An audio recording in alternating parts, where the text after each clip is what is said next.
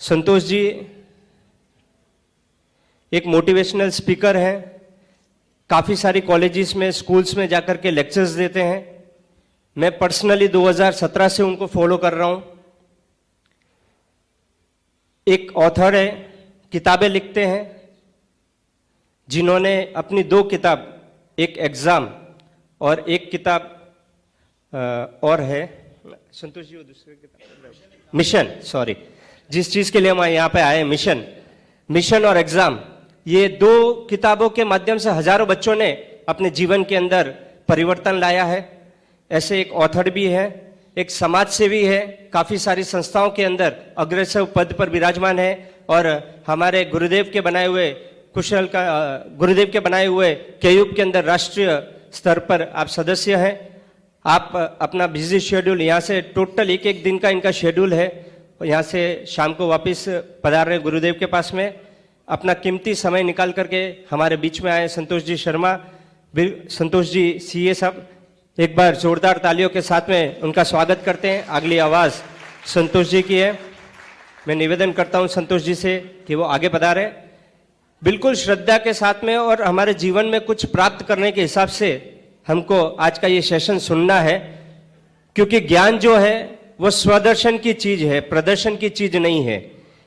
हम यहाँ पर बैठ कर के सुन रहे हैं, लेकिन हमारे साथ साथ में गुरुवर्या श्री भी सुनती है। हमेशा से ये होता आया है कि गुरुवर्या श्री कहते हैं और हम सब सुनते हैं, लेकिन कुछ सरस्वती पुत्र ऐसे होते हैं, किसी पे सरस्वती की इतनी कृपा होती है कि वे बोलते हैं और गुरुवर्या श्री सुनते हैं। हमको बहुत ही शांति से इस सेशन को सुनना है और हमारे जीवन में कुछ यहाँ से प्राप्त करके जाए, इसी मंगल भावनाओं के साथ में निवेदन करता हूँ संतोष जी से कि वे आगे पधारे और इस कार्यक्रम को प्रकाशित करें। पधारो सर। बहुत बहुत धन्यवाद आशीष भाई। आप सभी को सादर जय जिनेन्द्र बथिन बंदामी। देखिए, आशीष भाई बहुत अच्छे वक्ता है। उन्होंने भी कहा कि भाई कुछ कुछ वक्ता ऐसे होते हैं भाई जिनको गुरु महाराज सुनते हैं। ऐसा नहीं होता। एक्चुअल में क्या होता है कि जितने भी वक्ता होते हैं ना, ये सीखते तो गुरु महाराज से ही हैं, और उनके कार्यक्रम में गुरु महाराज की निश्रा मिलती है, उनका सौभाग्य होता है। और वो इसलिए मिलती है निश्रा कि भाई जो शिष्य को सिखाया है वो शिष्य बराबर जा रहा है कि नहीं जा रहा है। यदि हमारी अग्नि परीक्षा होती है ना, तो ये अग्नि परीक्षा के लिए, टेस्ट के लिए गुरु भगवंतों की निश्रा हमको मिली है। हम सभी आपके पावन चरणों में कोटि कोटि वंदन करते हैं। और देखिए, सबसे पहले हमारी तो संस्कृति है, परंपरा है, हम किसी भी काम की शुरुआत करते हैं तो विधिवत पहले परमात्मा को याद करते हैं, नमन करते हैं।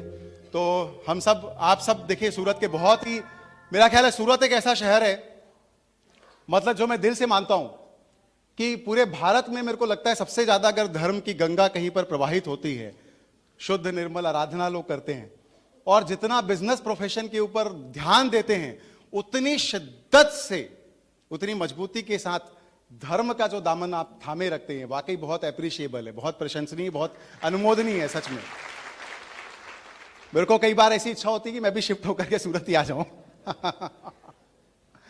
यहाँ का कल्चर जब देखता हूं, ऐसा लगता है कि वाकई ये बहुत अच्छी सिटी है।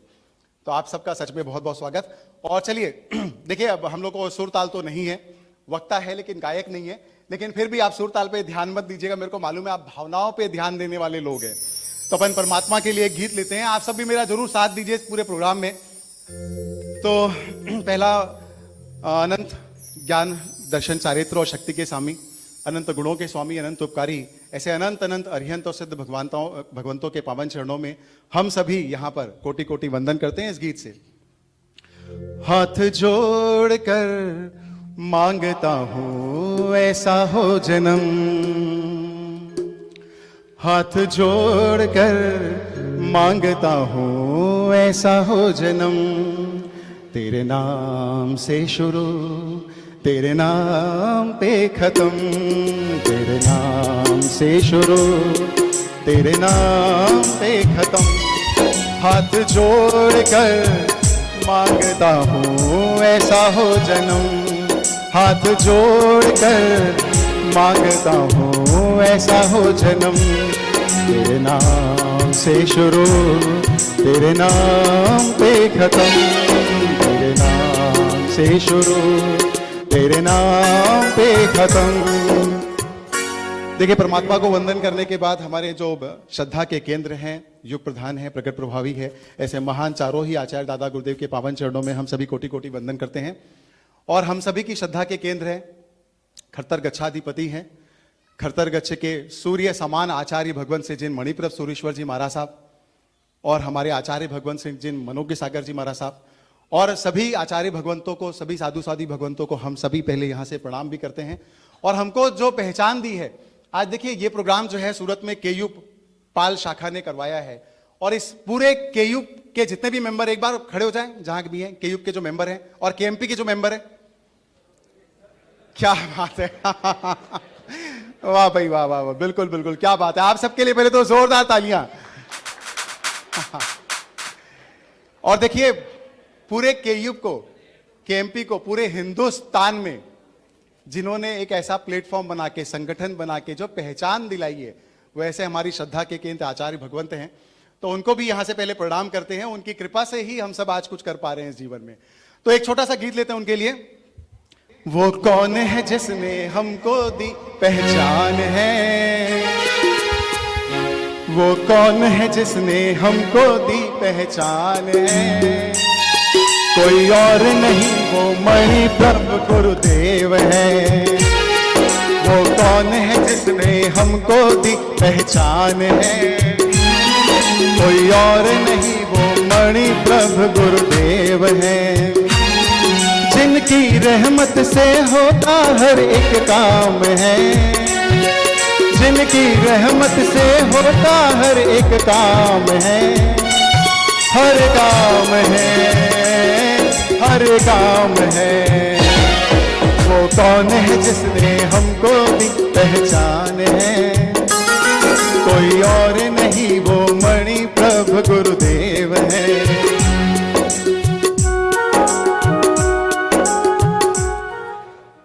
और हमारे बीच देखिए, हमारा सौभाग्य है कि इस कार्यक्रम के लिए हमको जो बहुत मंगल आशीर्वाद, पावन, कल्याणकारी, महान, मंगलकारी जो निश्रा हमको मिली सभी साध्वी भगवंतों की, हम सब उनको प्रणाम करते हैं।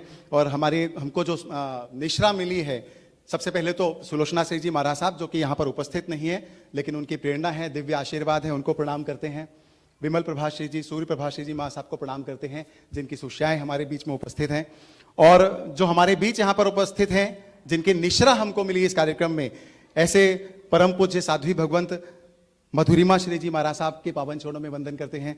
परम पूज्य गुरुवरिया श्री सुवर्णा श्री जी महाराज साहब के पावन चरणों में वंदन करते हैं। परम पूज्य गुरुवरिया श्री शेषांजना श्री जी महाराज साहब के पावन चरणों में वंदन करते हैं। परम पूज्य गुरुवरिया श्री मयूर प्रिया श्री जी महाराज साहब के पावन चरणों में वंदन करते हैं। और सभी साध्वी भगवंतों के पावन चरणों में वंदन करते हैं। और मिच्छामि दुक्कडम चाहते हैं, अगर कोई अभिनय वाह किसी का नाम अगर ध्यान नहीं रहा, सबके पावन चरणों में वंदन करते हैं। देखिए, आपकी कृपा है और आशीर्वाद है, और सिर्फ कृपा आशीर्वाद नहीं है, कृपा आशीर्वाद तो सभी गुरु भगवंतों की शुभ भावना तो हमारे लिए, सबके लिए हमेशा रहती है, लेकिन उससे बड़ी बात है देखिए पुरुषार्थ और प्रेरणा। भाई आज केयूब को प्रेरणा देना कि कोई कार्यक्रम कराएं, सारे केयूब के लिए एक छोटा सा गेट टुगेदर हो, सीखने को मिले, कुछ पावरफुल मैसेज मिले, मोटिवेशन मिले, ऐसी प्रेरणा देना और उसके लिए पुरुषार्थ करना और हम सब के बारे में सोचना, अपनी आराधना से समय निकाल करके, कीमती समय निकाल करके, ये उन सब का बहुत बड़ा उपकार है। तो हम सभी साध्वी भगवंतों के लिए 2 लाइनें पहले जरूर लेते हैं इस कार्यक्रम में, और उसके बाद इस कार्यक्रम को प्रारंभ करते हैं। गुरु उपकारी है, लीला न्यारी है, कि महिमा भारी है, गुरुवर गुरुवर गुरुवर गुरुवर, गुरु उपकारी है, लीला न्यारी है, कि महिमा भारी है, गुरुवर गुरुवर गुरुवर गुरुवर। आपके पावन चरणों में पुनः वंदन करते हैं। चलिए अब आज के प्रोग्राम में आते हैं। देखिए, सूरत धर्म नगरी और आप सभी धर्मनिष्ठ लोग, और मेरा ख्याल है कि जो गुरु भक्त होते हैं ना, और जो परमात्मा के भक्त होते हैं, वो सामान्य लोग तो हो ही नहीं सकते, संभव ही नहीं है। आप सभी देखिए, विशिष्ट लोग हैं, अति सामान्य है और वीआईपी लोग हैं। अच्छा वीआईपी भी नहीं, वीवीआईपी।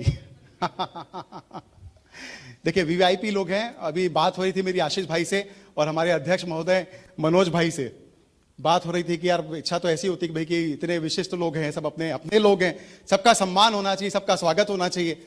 और फिर स्वागत तो देखो एक लाइनों में अपने मंच संचालक जो है हमारे हैं, बहुत डायनामिक पर्सनालिटी, उन्होंने तो किया ही किया, पर भावना तो ये रहती है भाई सबका व्यक्तिगत सम्मान हो। पर कई बार समय की मर्यादा रहती है, व्यक्तिगत सम्मान हो नहीं पाता। लेकिन जहां पर गुरु भगवंत विराजमान है, उनकी कृपा से सब संभव है। और हम लोग 30 सेकंड के अंदर सबका व्यक्तिगत स्वागत कर लेंगे, सबका व्यक्तिगत स्वागत। और सब यहां पर बहुत ही खूबसूरत जोड़े के साथ में बैठे हुए हैं। बहुत ही प्यारा और खूबसूरत कपल आप सबका। तो आप एक काम कीजिए, आपके साथ आपके जो जीवन साथी हम सफर पधारे हुए हैं, ठीक है, उनकी तरफ देखिए, हाथ जोड़िए। हाथ जोड़िए। बहुत लोग तो भयंकर शर्माएंगे, टेंशन में आ जाएंगे। ठीक है।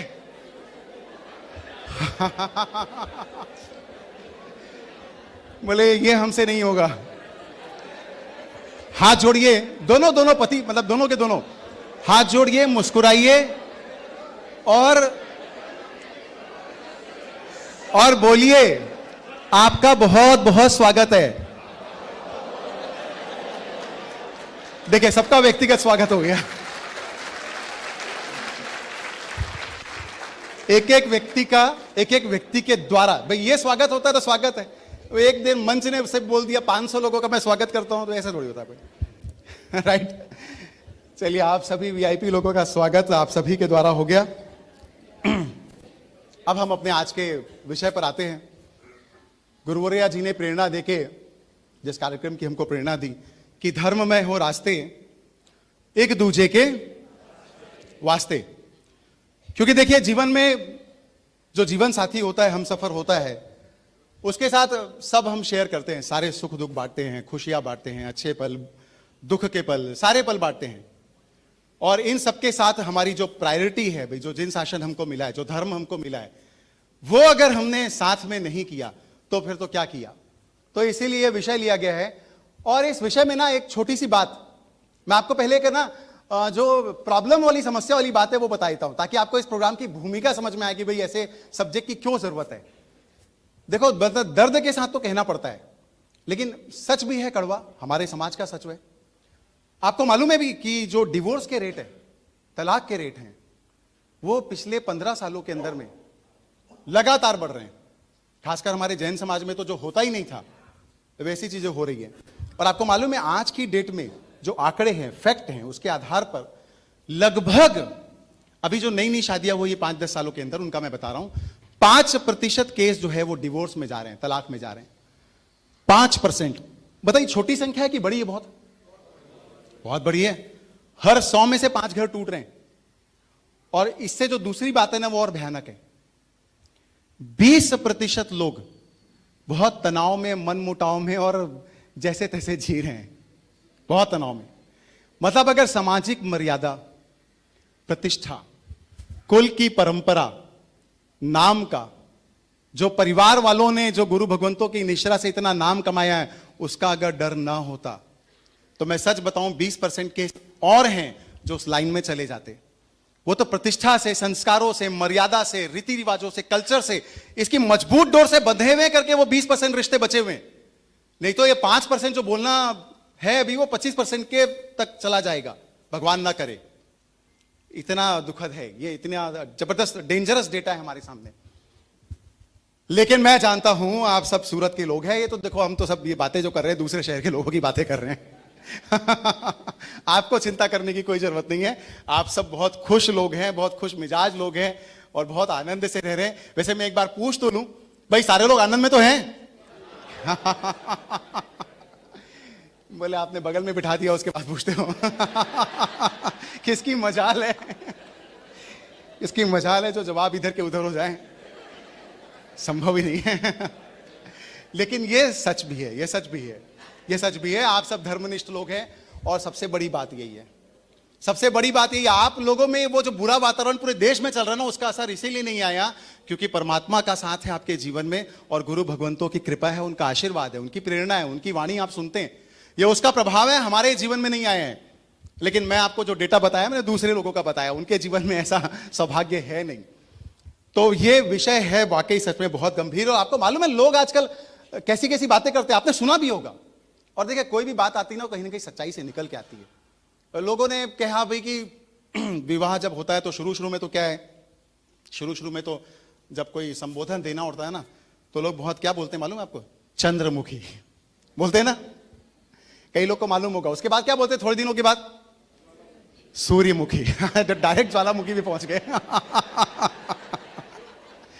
बोले उसके बाद सूरजमुखी, सुंदर तो है थोड़ी तेज है लेकिन सूरज जैसी तेज है सूरजमुखी, थोड़ा टाइम और बीतता है। अब भाई साहब आप कहां क्या बोल रहे हैं, ज्वालामुखी। बाप रे। भाभी जी का राज कायम है इसका मतलब। और उसके बाद फिर ये सब तो कुछ बचता नहीं, चांद सूरज। उसके बाद ना चंद्रमुखी ना सूरजमुखी ना ज्वालामुखी, केवल एक ही बात होती है, तू भी दुखी मैं भी दुखी, है ना। तो लोग बोलते हैं आजकल इस तरीके की बातें कि भाई शुरू में तो ऐसा होता है कि भाई दोनों एक दूसरे की प्रेम पूर्वक सुनते हैं, बाद में भाई थोड़ा संस्कार है, पुराने संस्कार है, मर्यादा है, कल्चर है, सभ्यता है, रिवाज है, कस्टम है, कल्चर है, उसूल है, आदर्श है, सिद्धांत है। तो उसकी वजह से क्या होता है, फिर थोड़े दिनों तक पति बोलता है, फिर पत्नी सुनती है। थोड़े दिन बाद हमारी भाभी जी नारी शक्ति थोड़ा फिर पावर में आती है, फिर जो होता है वो पत्नी जी बोलते हैं और पति जी धीरे धीरे सुनना चालू करते हैं। उसके बाद क्या होता है, किसको एंडिंग मालूम है, दोनों बोलते हैं, भाभी बच्चे सुनते हैं दोनों बोलते हैं, बच्चे सुनते हैं, फिर पड़ोसी सुनते हैं। ऐसी स्थिति आ गई है। लेकिन हमको समस्या पे चर्चा क्यों करना है, क्योंकि समाधान की तरफ जाना है। समाधान की तरफ जाना है तो समस्या भी तो मालूम होनी चाहिए, कितनी गंभीर है, कितनी बड़ी है, और समस्या एग्जैक्टली क्या है। जो व्यक्ति समस्या को सही तरीके से समझ सकेगा, समाधान की तरफ भी वही आगे बढ़ सकेगा। तो देखिए, आज अगर हम इस बात को ऐसे भी देखना चाहें ना, कि मैं आपको एक छोटी सी बात बताता हूं, जो लड़ाइयां है ना, जो लड़ाइयां बहुत नजदीक आते जा रही है। बोलिए कहां आते जा रही है, नजदीक आते जा रही है। बोलिए आप भी साथ में बोलिए, नजदीक। हाँ, मेरे को मालूम भी चलता रहा भाई आप सोए नहीं है, वैसे तो सोने का टाइम नहीं किसी का ये, पर एक्टिव पार्टिसिपेशन है आपका। कैसे नजदीक आ रही मैं आपको बताता हूं। आपने सुना होगा कि 4 प्रकार के युग का क्लासिफिकेशन किया गया। तो उसमें पहला युग लोगों ने बोला सतयुग। आपको मालूम है सतयुग में जब लड़ाइयां होती थी ना, तो देव और असुरों के बीच में होती थी लड़ाइयां। तो देव और असुर लड़ाइयां होती थी, लेकिन कितने दूर दूर की देखो, एक इस दुनिया का, एक उस दुनिया का, एक स्वर्गलोक के देव, दूसरे इधर धरती के, उनके बीच लड़ाइयां होती थी। युग बदला, समय बदला। उसके बाद आया हमारा कौन सा युग आया उसके बाद, सतयुग के बाद में नहीं, त्रेता युग। त्रेता युग में भी लड़ाइयां होने लगी, पर किनके बीच लड़ाई हुई, राम और रावण के बीच। थोड़ा लड़ाइयां नजदीक आई। कैसे नजदीक आई, अभी दुनिया अलग अलग नहीं थी, दुनिया एक ही थी, देश अलग अलग थे बस। इधर इनकी अयोध्या थी, उनकी लंका थी, देश ही तो अलग, दुनिया तो एक ही थी। लड़ाइयां और नजदीक आई, और नजदीक आई तो कैसे आई, द्वापर युग आया। द्वापर युग में किसके बीच लड़ाई हुई, कौरव और पांडवों के बीच में। अब लड़ाइयां और नजदीक आ गई। कैसे नजदीक आ गई, एक परिवार के अंदर लड़ाइयां आ गई। और उसके बाद अभी कौन सा युग चल रहा है, कलयुग। कलयुग में लड़ाइयां और नजदीक आ गई। पहले 2 दुनिया, 2 देश, अब एक परिवार, अब एक कमरा पति पत्नी, और वो लड़ाई भी बहुत भीषण हो गई। राइट, लड़ाई बहुत नजदीक आ गई। लेकिन देखिए इसमें एक बहुत अच्छी बात भी है। अच्छी बात क्या है मालूम है, ये लड़ाई जो नजदीक आ रही है, जो नजदीक आ रही है, एक परिवार के अंदर आ गई। मैं बोलता हूं यहां से ना एक स्टेप और चलना है, एक स्टेप और चलना है, एक स्टेप और आगे बढ़ना है, और नजदीक ले आओ लड़ाई को। अभी जो लड़ाई चल रही है ना एक परिवार के लोगों के बीच में, वो लड़ाई नजदीक होकर के ना और अपने अंदर आ जाए, और अंदर में जितने विकार है और दोष है, राग है, द्वेष है, काम है, क्रोध है, मोह है, उनके साथ अब लड़ाई शुरू हो जाए। और वो लड़ाई मैं चाहता हूं कि पूज्य गुरु भगवंतों की प्रेरणा से पति पत्नी दोनों मिलकर के लड़ें, आपस में ना हो, लड़ाई और नजदीक आ जाए, और लड़ाई जाके कहां हो, अपने अंदर हो। और अंदर के जो दोष हैं उनके साथ अब जंग छेड़ने का समय आ गया है। तो हम जिस स्टेप में हैं उससे एक स्टेप हमको और आगे बढ़ना है। तो ये अच्छी बात है भाई, लोगों ने बहुत अच्छी बातें कही है जिसका अच्छा प्रभाव है और अच्छी चीजें हैं हमारे लिए, कुछ पॉजिटिव भी हैं। मैं आपको एक और छोटा सा वाक्य बताता हूं बहुत इंटरेस्टिंग है, बहुत दिलचस्प है, लेकिन सीखने जैसा है, अच्छी बात है। और आज हम लोग कुछ ऐसी बातों की बस चर्चा करने वाले, हल्की फुल्की बातें, जिससे हमारा जीवन खुशी वाला तो बने ही बने, ऑलरेडी खुशी वाला है, ज्यादा खुशी वाला बने। और दूसरा ये है कि हमारा कनेक्शन जो है वो धर्म के साथ मजबूत बने, उसके साथ, उससे अलगाव होकर के दुनिया में कोई भी चीज, कोई भी मजबूती हमको कंप्रोमाइज करनी नहीं चाहिए, नहीं, उसके साथ चाहिए सब कुछ, परमात्मा के साथ और धर्म के साथ। एक बार की बात है, संत कबीर जी से एक व्यक्ति जाकर के बोलते हैं, एक सवाल पूछते हैं। वे डाउट में थे, कश्मकश में थे, लोगों का हाल देखा था, शादी के बाद क्या होता है। पूछे जाकर के कि मेरे को आप ये बताइए गुरुदेव, विवाह करना उचित है या नहीं? मैं बहुत धर्म संकट में हूं, लाइफ का बड़ा डिसीजन लेना, करूं कि नहीं करूं समझ में नहीं आ रहा है, आप कुछ मार्गदर्शन दीजिए।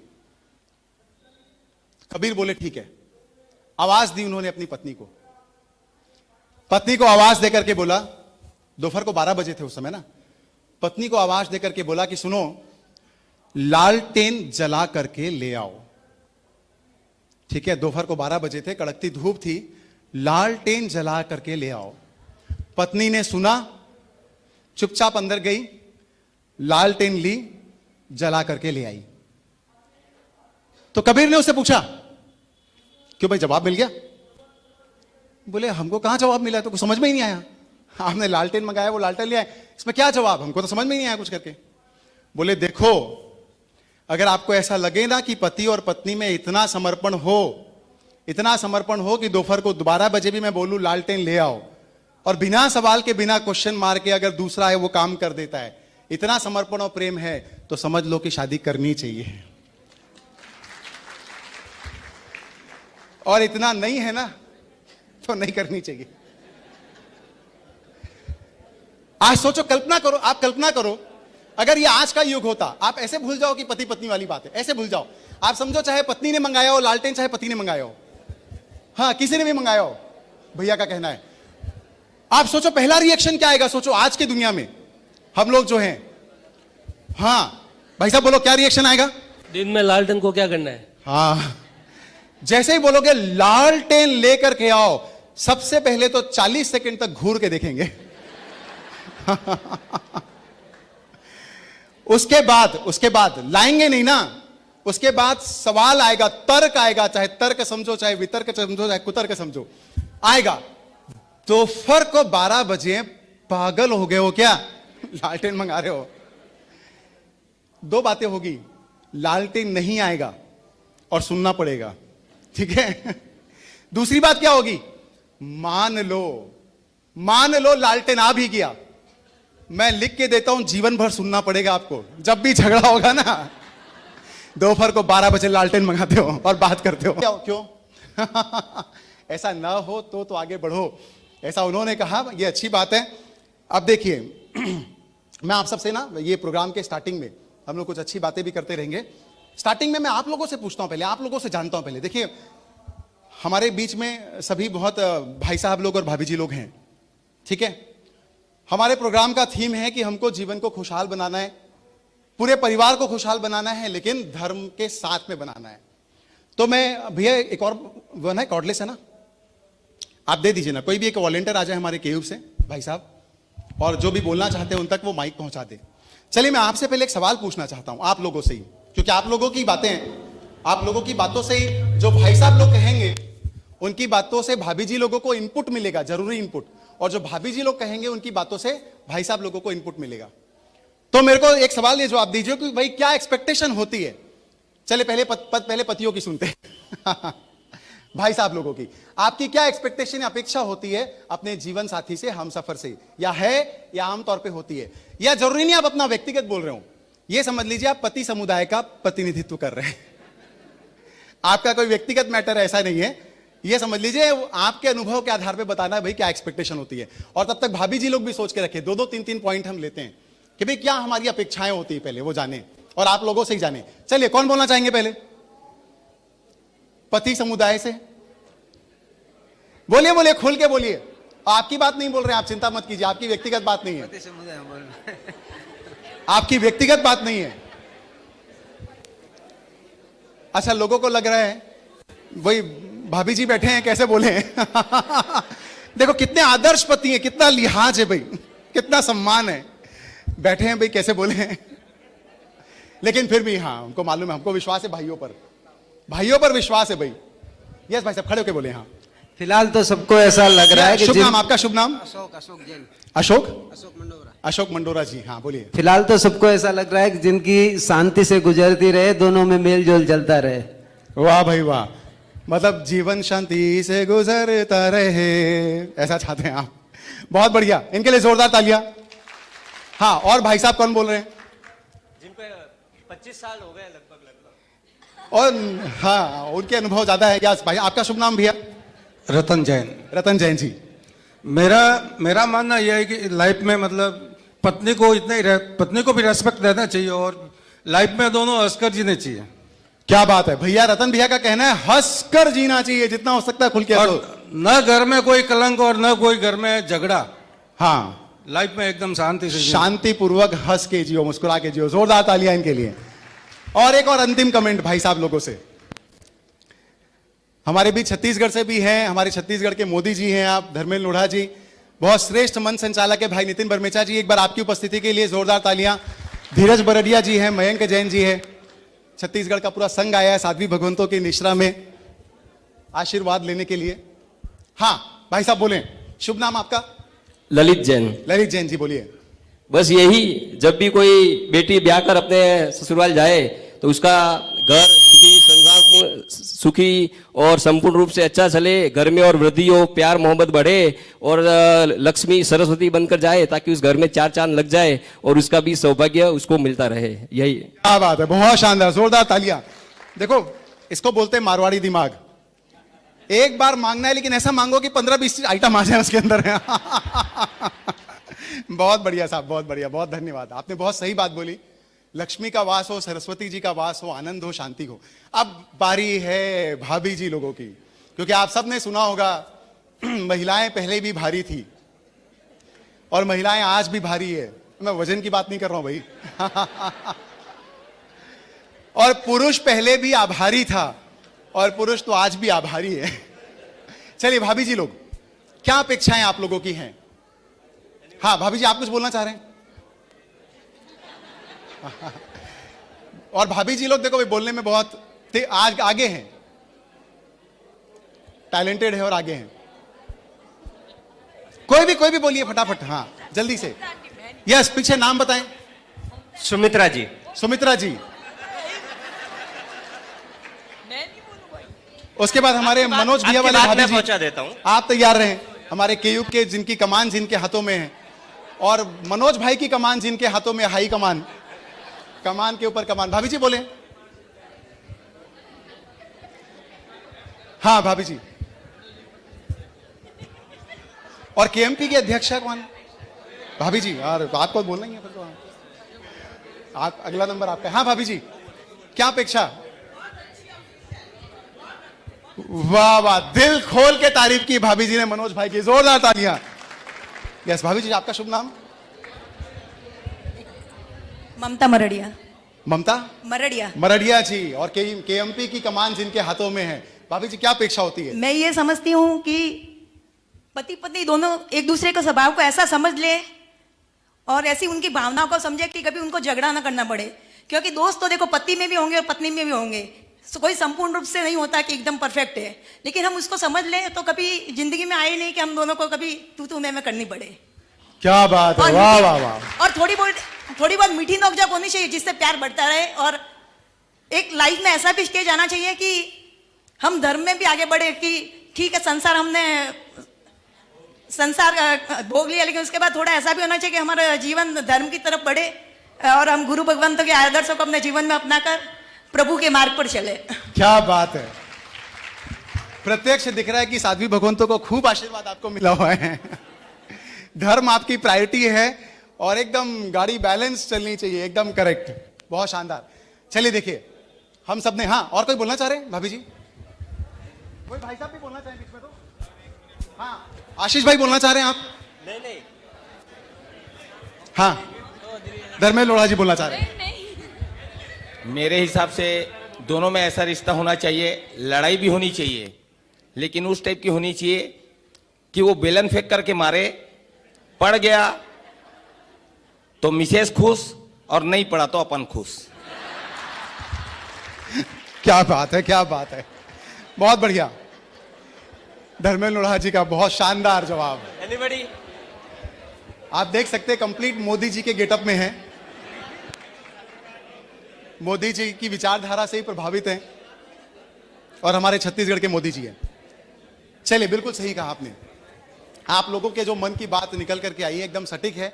उसी थीम पर बेस्ड आज की कुछ बातें मैं आप सबके साथ शेयर करता हूं जो इंपॉर्टेंट है, जो हम लोगों ने भी गुरु भगवंतों से, साध्वी भगवंतों से, उनकी प्रेरणा से, आशीर्वाद से हम लोगों ने भी वहीं से ग्रहण किया है। तो जो कुछ कुछ बातें हैं, अब कुछ कुछ बातें किसके लिए हैं कि अगर मान लो थोड़ा खिटपिट है तो कम हो जाए, नहीं है तो जीवन भर हो भी मत, भयंकर खुशियां हैं तो वो खुशियां और बढ़ जाए, इसके उद्देश्य के साथ में हम लोग छोटी मोटी बातें करते हैं। देखिए, सबसे पहला मैं आपको ये बताना चाहूंगा कि अगर आप चाहते हो ना, अगर आप चाहते हो, जो भी अगर भाभी जी चाहते हैं कि भाई साहब जो है भयंकर खुश रहें, एकदम खुश रहें, डिमांड बोलूं और यूं पूरी हो जाए, यूं पूरी हो जाए। कितने भाभी जी लोग ऐसा चाहते हैं बताओ? डिमांड बोलूं और यूं पूरी हो जाए, बोलो बोलो। अच्छा, आप नहीं चाहते? आप नहीं चाहते? चाहते ना? कई लोग पहले पूछ रहे हैं, देखो हाथ उठाओ कि नहीं। और अगर भाई साहब लोग चाहते हैं कि घर आना हो और वो स्वागत हो जो इंद्र लोग के अधिपति इंद्र का होता है। कितने भाई साहब लोग ऐसा चाहते बताओ?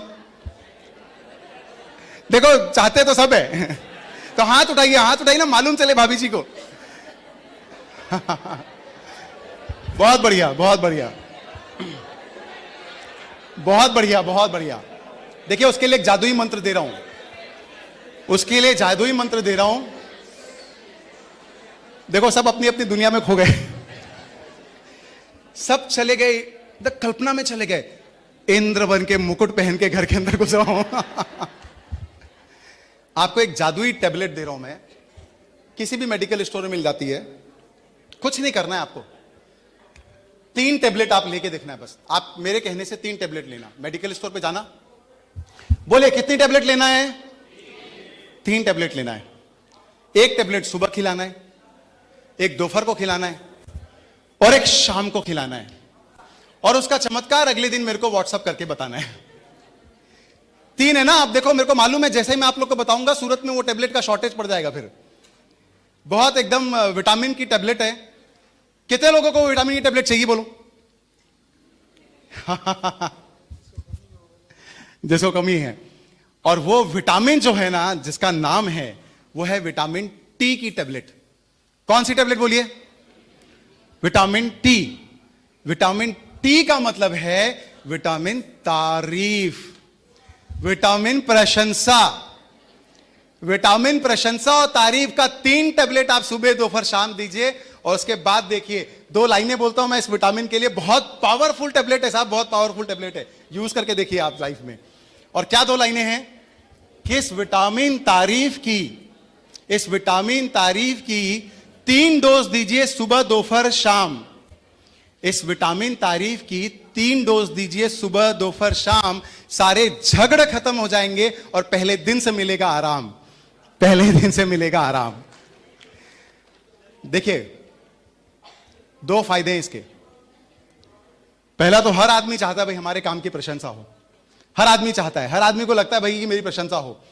और मैं सच बता रहा हूं, जिससे प्रशंसा मिलती है ना हमको, उससे हमारे ना खिटपिट होने के, ओहो, एक खिटपिट का नाम ही ऐसा है कि खिटपिट बोलो तो खिटपिट हो जाती है। जिससे ना जो खिटपिट होने की संभावना भी होती है कल परसों नरसों में, वो भी खत्म हो जाती है। अगर आपने ये तारीफ वाला सवेरे शाम वाला चालू कर दिया तो आप जेन्युइनली तारीफ करो, कोई भी तारीफ करो, खाना अगर अच्छा बनाते तो उसकी तारीफ करो, दिल से करो, लेकिन सही करो। ऐसा नहीं कि भाई झूठ मूठ का कुछ भी बोलना है तो बोल दिया, वो पकड़ा जाता है, वो लग जाता है कि वे मस्का पालिश कर रहे हैं, नेचुरल नहीं लगता। जैसे किसी ने क्या तारीफ कर दी, एक आप हो कितने अच्छे अच्छे, एक आप हो कितने अच्छे अच्छे, एक आप हो कितने सुंदर सुंदर, एक आप हो कितने प्यारे प्यारे, एक आप हो कितने न्यारे न्यारे, और देखो एक हम है जो कब से झूठ पे झूठ बोले जा रहे हैं। तो झूठ तारीफ भी नहीं करनी, सच्ची तारीफ, जो आपको अच्छा लगे ना उसको सुबह दोपहर शाम बोल करके देखिए। और एक और फायदा होता है साहब तारीफ का, एक तो फायदा होता है खुशी मिलती है सामने वाले को, दूसरा मैं सच बताऊं, एक मनोवैज्ञानिक बात बता रहा हूं आपको, साइकोलॉजिकल बात बता रहा हूं। आप जिसकी तारीफ जिस विषय लिए कर देते हो ना, उसके मन में वो जवाबदारी 10 गुना बढ़ जाती है। आप 4 मेहमान आए और बोल दो क्या कमाल का टेस्टी खाना बनाते हैं, आप देखना थोड़ी देर बाद, अब देखो भाभी जी के ऊपर क्या हो जाएगा, रिस्पॉन्सिबिलिटी भयंकर बढ़ गई। अब तो बहुत टेस्टी बनाना पड़ेगा, 4 आइटम का प्लान किया था, अब 2 आइटम और बढ़ाना पड़ेगा। क्यों? जवाबदारी बढ़ गई। ये ट्रिक दुनिया में हर जगह एप्लीकेबल है। आपको लगे ना लाइफ को, बच्चे को भी कंट्रोल करना है, तो आप 4 लोगों के सामने उसको बोल देना, अरे मेरा बच्चा तो इतना इंटेलिजेंट है, इतना सिंसियर है, इतना स्मार्ट है ना, अभी देखो 15 मिनट बस मोबाइल में गेम देखेगा, बस 15 मिनट, तो बिना बोले छोड़ेगा, बिना बोले, इतना स्मार्ट है, इतना स्मार्ट है। 4 लोगों के सामने आपने जैसे ही बोला ना, अब उसके सर पे एक जवाबदारी आ गई। क्या जवाबदारी? इस इमेज को बनाए रखना है। ये जो इमेज बनी लोगों के सामने, स्मार्ट है, सच्चा है, अच्छा है, तेज है, इंटेलिजेंट, अब इस इमेज को बचाए रखने के लिए वो आदमी वैसा करने के लिए बाध्य हो जाता है। तो अगर हमको लगता है दुनिया में सबको तारीफें करने से लोग और ज्यादा अच्छे हो जाते हैं, प्यारे हो जाते हैं, तो उसकी बुराई क्या है? वो काम तो करना ही चाहिए। तो इसलिए मैं आप सबसे कहना चाहता हूं, सबसे पहली बात तो मैं शेयर करना चाहता हूं कि जरूर आपको तारीफ करनी है। और ऐसा नहीं देखो कि मैंने यहां पे बोला फिर आपको लगेगा यार हाँ ठीक है, ठीक तो बोल रहे हैं, लेकिन हमारा क्या होता है भाई, यहां जब तक है तब तो ठीक है ठीक है ठीक है, उधर गए तो उधर के ही होके रह जाते हैं। तो कुछ आउटपुट आना चाहिए, कुछ प्रैक्टिस होनी चाहिए, कुछ यही प्रैक्टिकल करते हैं पहले। तो आप में से कोई भी 3-4 पुरुष मेरे को पहले बताएंगे, कोई भी एक तारीफ आपको जेन्युइनली करनी है, कोई भी एक तारीफ भाभी जी की, खाना अच्छा बनाते हैं, केयर अच्छा करते हैं, बहुत सारी बातें हो सकती है, यहीं पे करनी है, शुरुआत करनी है आज। और कोई भी भाभी जी हो जो जेन्युइनली तारीफ कर रहे हैं कि भाई साहब जो है वो कितना ख्याल रखते हैं, जो भी है, जो भी अच्छी बात है उनकी। यस भाई साहब आइए। शुभ नाम आपका? गणपत भाई। मैं जब भी कोई बात करता हूं बिना कहे पहले से समझ जाती है मेरी भाई। आंखों ही आंखों में इशारा हो गया, जो भैया ने चाहा भाभी जी को समझ आ गया। क्या बात है, गणपत भाई ने बहुत सही बात बोली, तारीफ एकदम जेन्युइन तारीफ बोली। भाई मेरे मन में जो बात होती है मेरे को कहना नहीं पड़ता। जोरदार तालियां गणपत भाई के लिए। हाँ, और जो भी, अरे आज मौका है, पब्लिक के सामने बोल दो, 5 साल तक इसका फायदा मिलेगा आपको, इसका असर। यस भाई साहब।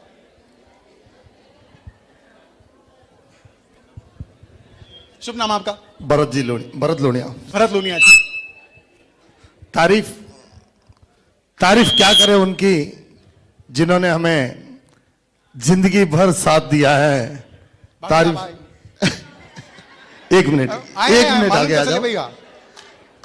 क्या बात है, ये जिंदगी के साथ भी और जिंदगी के बाद भी हमारे साथ रहने वाली है संतोष जी। वाह वाह वाह वाह वाह, क्या बात है। और इनकी तो क्या तारीफ करें, बिना तारीफ करे ये पहचान जाते हैं हमें। वाह वाह वाह। जब भी आज हम जो भी हैं, तो आज जो भी धर्म में हम आज बने हैं, आज इन्हीं के बदौलत है। आज इस मंजिल पर पहुंचे हैं तो भी इनकी बदौलत ही पहुंचे हैं, समझिए। वाह भाई वाह। भाभी जी का नाम क्या है? भाभी जी आपका नाम? मंजू लोनिया। मंजू भाभी जी ने वाकई मानना पड़ेगा, जबरदस्त धर्म निभाया है और भैया को ऐसा बनाया है। जोरदार तालियां दोनों। इन्होंने तो टेबलेट नहीं बूस्टर डोज ही दे दिया तारीफ का। अब देखिए, आज आपको घर में अगर इंद्र की फीलिंग नहीं आई ना, तो मैं सूरज छोड़ के नहीं जाऊंगा, आज बता रहा हूं। हमेशा आती है इंद्र की फीलिंग हमें तो। आज आपको स्वधर्म इंद्र की फीलिंग आई। जी भाई साहब, नाम आपका? मेरा नाम सुभाष पारक है। सुभाष पारक भैया। हाँ भाभी जी आप भी खड़े हो जाए प्लीज प्लीज, मालूम तो चले भाई किन की तारीफ हो रही है। हाँ, ये आपके दुर्ग की हैं। अरे क्या बात है, वाह वाह। बस आप तो भाई, आप बहन हो गए और आप जीजा जी हो गए, हमारे दीदी हो गए। सबसे सर्वप्रथम बोलूँगा कि जिस तरीके से एक गाड़ी के दो पहिए होते हैं, तो उस तरीके से ये मेरी बराबर से लेवल में की पहिया है, इसके बिना अपनी गाड़ी चली नहीं अभी तक। और जो भी आज मुकाम है, अब मैं आपके सबके सामने कहूँगा, काफ़ी मंच में भी कह चुका हूँ, आज यहाँ पे जैन धर्म के मंच के ऊपर कहता हूँ कि यदि मैं सुबेरे बोलता हूँ कि 8 बजे जाना है मुझे, तो 7:45 बजे मेरा टिफिन रेडी कर देती है। कभी भी ये नहीं पूछा कि कितने देर से आओगे, बस मैं बोलता हूँ कि यदि मैं रात के बस पहले फ़ोन आता था कि 11:15 बजे होता था, बस 11:15 बजे एक बार फ़ोन आता था कि भाई कितना टाइम, तो मैं बता देता इतना टाइम। कभी ये नहीं पूछा कि कहाँ बैठे हो, क्या कर रहे हो, क्योंकि बहुत ही बढ़िया से क्या बात है। आज जो भी है मतलब एक विश्वास है और बहुत ही बढ़िया से इन्होंने निभाया है। और कभी भी मतलब अभी देखो तारीफ भी मतलब जो सही है, जो सच बोल रहा हूँ, फैक्ट सच, दिल से बोल रहे हैं, दिल से बोल रहे हैं। आपकी बात सब में ऐसा होना चाहिए, भाई साहब का कहना है। बहुत बढ़िया, भैया ने बहुत सही बात बोली। और धर्म के प्रति भी हमारी माता जी ने भी बहुत आगे प्रेरित किया है, और इसने भी हमारे को धर्म के प्रति काफी प्रेरित किया है। बहुत बढ़िया। भाभी जी कुछ बोलना चाह रहे हैं आप भी? हाँ, भाभी जी की बात सुने भाई। अब जब गाड़ी के दो पहिए बता ही दिए हैं, तो साथ जिंदगी भर साथ साथ चलना ही है। क्या बात है, जोरदार तालियां दोनों के लिए।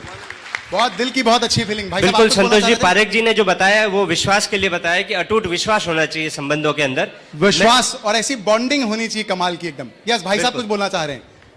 और इसके बाद अंत में एक भाभी जी का लेते हैं, किसी भी भाभी जी का, उसके बाद अपन आगे बढ़ते हैं। मैं ये कहना चाहता हूँ, भैया नाम आपका? नाम? मेरा नाम अशोक देसाई। देसाई भैया। मैं ये कहना चाहता हूँ, हर पत्नी का साथ पत्नी को उस हिसाब से देना चाहिए जिस हिसाब से पति की कंडीशन हो, और उसमें वो समझ के चलती रहे, तो पति की जिंदगी बेहतर और उसके परिवार की जिंदगी बेहतर चलती रहती है। उस तरह से मेरी वाइफ ने मेरा हर समय साथ दिया है। भाभी जी कहाँ हैं? भाभी जी खड़े हुए हैं आप भी। बिल्कुल, भाभी जी ने बिल्कुल दोनों पहियों को ऐसे संभाल के चलाया है कि जैसे भैया का है मूड, उसके हिसाब से डिसीजन। वेरी गुड, बहुत जोरदार। एक संतोष जी यहाँ से न्यू मैरिड कपल के कुछ व्यूज जानते हैं। न्यू मैरिड कपल्स जो है हमारे पास पीछे यहाँ पे। बिल्कुल बिल्कुल, यस यस, बोलिए बोलिए बोलिए। शादी के 5 साल बाद पति चुप होते भाई साहब, अभी तो आप नए नए हैं। 5 साल नहीं, 2 साल ही हुए। 2 साल ही हुए ना, तो अभी तो बोल सकते हो आप। एक तारीफ भाभी जी की। यस, बोलिए। घर, पूरे घर को साथ में लेके चलती है, सबसे बड़ी अच्छी क्वालिटी ये है। बहुत बढ़िया, जोरदार। भाभी जी आप भी खड़े हो जाएं एक बार। भाभी जी आप, यस। चलिए, अगर कोई भाभी जी बोलना चाहें, एक अंतिम, क्योंकि महिलाओं के कम आए हैं अभी, इसलिए। न्यू भाभी मैरिड जी, आप बोलना कपल्स चाह में कोई लेडीज? हाँ, यस यस, अंतिम लेते हैं। इनका प्लस पॉइंट ये है कि ये सबसे पहली बात तो ये फैमिली की, मॉम डैड की, सबका सोचते हैं, फिर मेरा भी सोचते हैं, बट प्रायोरिटी पहले फैमिली को देते हैं, बैलेंसिंग रखते हैं, मुझे भी और फैमिली को भी इक्वालिटी। क्या बात है, आदर्श स्थिति एकदम, परिवार और उसके बाद फिर पत्नी का भी साथ। बहुत बढ़िया। चलिए, आप सबके विचार हम लोगों ने जाने, बहुत शानदार विचार आप लोगों के। आप लोगों ने दिल खोल करके अपने जीवन साथी की तारीफ की। और 2 लाइनें हम सब मिलकर के लेते हैं, आप सबको आता ही होगा, वो कॉमन लाइनें हैं। हमारे जीवन का सफर जो है वो परमात्मा की कृपा से, उनकी भक्ति के साथ में कैसे आसानी से कट जाएगा, उसके लिए 2 लाइनें लेते हैं। यूं ही कट जाएगा सफर साथ चलने से, कि मंजिल आएगी नजर साथ चलने से। यूं ही कट जाएगा सफर साथ चलने से, कि मंजिल आएगी नजर साथ चलने से। सारे लोग जरूर साथ में बोलिए। यूं ही कट जाएगा सफर साथ चलने से, कि मंजिल आएगी नजर साथ चलने से। यूं ही कट जाएगा सफर साथ चलने से, कि मंजिल आएगी नजर साथ चलने से। चलिए, अब इसके बाद जो दूसरा और उसके बाद तीसरा, तो उससे भी महत्वपूर्ण पॉइंट है जो हम डिस्कस करने वाले हैं, लेकिन उस तीसरे के पहले दूसरा।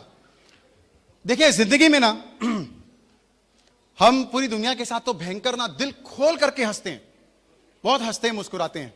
और देखिए, सारे टिप्स का, सारी बातों का चर्चा करने का मतलब ये कि जब जीवन हमारा और ज्यादा खुशहाल रहेगा, और ज्यादा प्रेम से, सम्मान से, आनंद से भरा हुआ रहेगा ना घर में, तब जाकर के मंदिर में परमात्मा और देवगुरु धर्म के लिए जो भक्ति शांति के साथ निकलनी चाहिए, बिना तनाव के, जो कनेक्शन परमात्मा के साथ जुड़ना चाहिए ना, वो सच में तभी जुड़ेगा जब घर में, जब अपन टाटा बाय करके आए तो बहुत स्माइल हो, खुशी हो, आनंद हो, तब ये होगा। इन सारी चर्चा का हमारा तारतम्य वही है।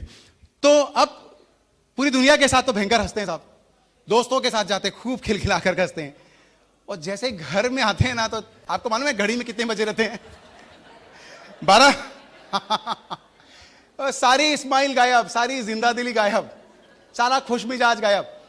आप लोगों के साथ नहीं, मैं दूसरे शहर की बातें कर रहा हूं, आप तो जानते ही हो ना। तो मेरा यह मानना है, दिल खोल करके मुस्कुराइए। साथ में, दुनिया के साथ तो आप मुस्कुराते ही हैं, और एक दूसरे के साथ भी मुस्कुराते हैं, लेकिन अगर जो करते हैं उनको बढ़ाना है और बढ़ाना है। इसके पीछे मैं आपको साइकोलॉजिकल रीजन बता रहा हूं। देखो, जिसके साथ हम लोग खिलखिला के हंस लेते हैं ना, जिसके साथ भी दुनिया में, उससे हमारा कंफर्ट जोन जो होता है ना अंदर का, वो बढ़ जाता है। हमारी उसके साथ में ओपननेस बढ़ जाती है, दूरियां कम हो जाती है, रिलेशनशिप में बॉन्डिंग जो है वो बढ़ जाती है। और जिसके साथ आपने हंस लिया ना, उसके साथ छोटी मोटी बातों में देखना कभी खिटपिट नहीं होती, कंप्रोमाइज कर लेते हैं, चल इसकी बात को जाने दे, जाने दे, जाने दे। क्यों? क्योंकि उसके साथ हमारे बहुत हंसी खुशी के संबंध डेवलप हो जाते हैं। तो आपने देख, बाहर वालों के साथ तो ऐसा होता है, लेकिन अगर घर वालों के साथ भी इस पॉजिटिव फैक्टर को हम जब इंप्लीमेंट करना चालू कर देंगे ना, तो आप उसका कमाल का जादू देखिएगा। हालांकि मेरे को मालूम है, ये दुनिया के जितने फिलोसोफर लोग हुए ना इस धरती पे, उन्होंने तो क्या क्या नहीं कहा। उन्होंने तो ये कह दिया, लेकिन हमको उनकी बात को नहीं सुनना है। उन्होंने क्या कह दिया पहले ये तो सुन लें, क्योंकि व्हाट्सएप पे बहुत सारा ज्ञान आते रहता है ना फिलोसोफर लोगों का। वो क्या कह दिया उन्होंने? उन्होंने कह दिया कि जो हंसे वो फंसे, जो हंसे वो फंसे, और जो फंसे उसका घर बसे, और जिसका घर बसे तो फिर भला वो कब हंसे। तो लोगों ने बोल दिया भाई शादी की बात तो हंसना मुश्किल हो जाता है ना, घर बसे तो फिर कब हंसे। ठीक है, लेकिन मैं जानता हूं कि हम सब बहुत ही इंटेलिजेंट लोग हैं, और हम हर चीज को, अपने लाइफ को बेटर बना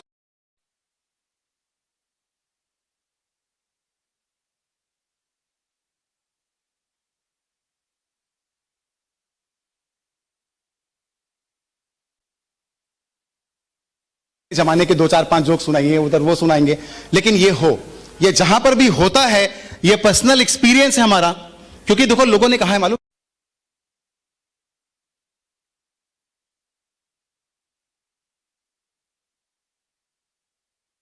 अरे मक्खी भी उनके बैठने पर, चेहरे पर बैठने से इंकार करती है। तो चेहरे पे उदासी नहीं, क्या चाहिए बोलिए हमको? स्माइल चाहिए जीवन में।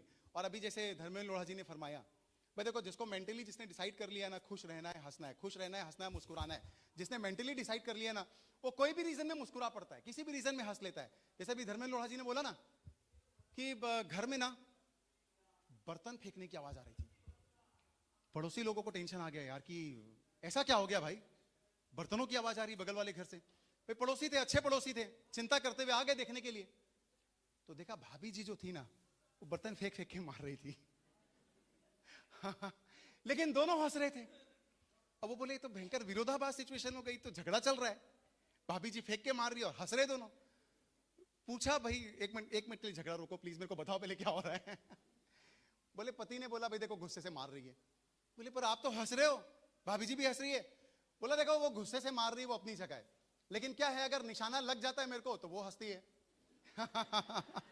और निशाना चूक गया तो मैं हंसता हूं। आप देखो, जिसने यहां पे डिसाइड कर लिया है, यहां पे तय करना पड़ता है, भैया मेरे को मुस्कुराना है, मेरे को हंसना है किसी भी कीमत में। आप दुनिया में कैसी भी सिचुएशन होगी ना, उसमें हंसी पड़ोगे। और जिसने सोच के रखा है मैं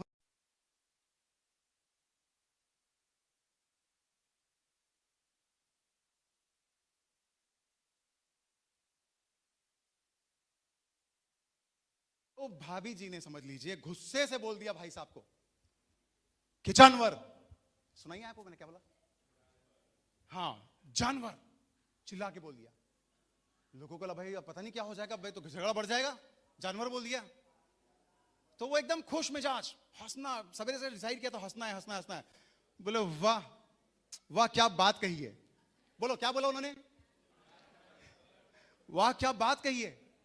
पूछा क्या बात हो गई इसमें? अरे तुमने क्या सही बोला है भाई, मैं तुम्हारा वर तुम मेरी जान, हो गया ना हम दोनों जानवर। तो मेरा कहने का मतलब है ये फैसला यहां लेना पड़ता है, यहां और यहां दिल पे। ये फैसला अगर आपने ले लिया ना तो परिस्थितियां बहुत मायने नहीं रखती है, ज्यादा मायने नहीं रखती है। आपका फैसला इधर दिल और दिमाग में मजबूत ले लिया गया है ना, परिस्थितियां कैसे भी आएगी आप हंस पड़ोगे। लेकिन अगर इधर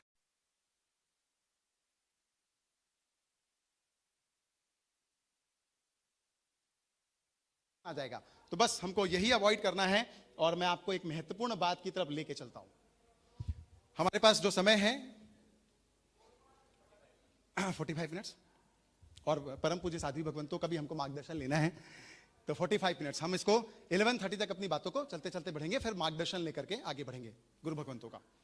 तो मैं जितनी महत्वपूर्ण बातें हैं आप सबके साथ में वो शेयर करता हूं। बिल्कुल देखिए, आपने सुना है सारे रिश्तों में, सब रिश्तों को सादा सिंपल नाम दिया गया है। हर रिश्ते को, भाई तो भाई, बहन तो बहन, चाचा तो चाचा, पापा तो पापा। एक ही रिश्ता ऐसा है जिसके नाम के आगे धर्म जोड़ दिया गया है। बताइए कौन सा रिश्ता भाई? धर्म पत्नी। कितनी बड़ी जवाबदारी सौंपी देखो, ये ईश्वर ने, विधाता ने, क्रिएचर ने। मतलब ये आप सोचो, मेरे को हम व्यवहार में बोलते कि हाँ भाभी जी कुछ बोलना चाह रहे हैं। वो बोल रहे कि संभालो धर्म को। हमें धर्म, मैंने बोला धर्म आपको ही संभाल रहे हैं। अच्छा ऐसा? नहीं नहीं नहीं, ये जवाबदारी से बचने वाला काम हो जाएगा। भाभी जी भी समझ रही हैं। देखिए पूरे रिश्तों में ना, बोल करके शब्दों के साथ किसी रिश्ते में इतना वजन डाल के जवाबदारी नहीं दी गई है। सबको बोला गया भाई सबकी सामान्य जवाबदारी है, लेकिन ये पत्नी और पति वाला जो रिश्ता है, उस रिश्ते में ये शब्द डाल करके जवाबदारी गई है भैया, केवल पति पत्नी नहीं, धर्म पत्नी। अब धर्म पत्नी मतलब ये भी अंडरस्टूड है कि धर्म पति, ऐसा नहीं कि एक की जवाबदारी है, दोनों की जवाबदारी है। आप बताएं, चलिए मेरे को फटाफट 1-2 मिनट के अंदर बताएं क्यों धर्म पत्नी कहा जाता है। चलिए कौन जवाब देगा? आपके मन में जो भी आ रहा हो, कोई जरूरी नहीं, कोई परफेक्ट आंसर नहीं होता इस दुनिया में। हम सबके अपने अपने विचार, अपने अपने अनुभव हैं।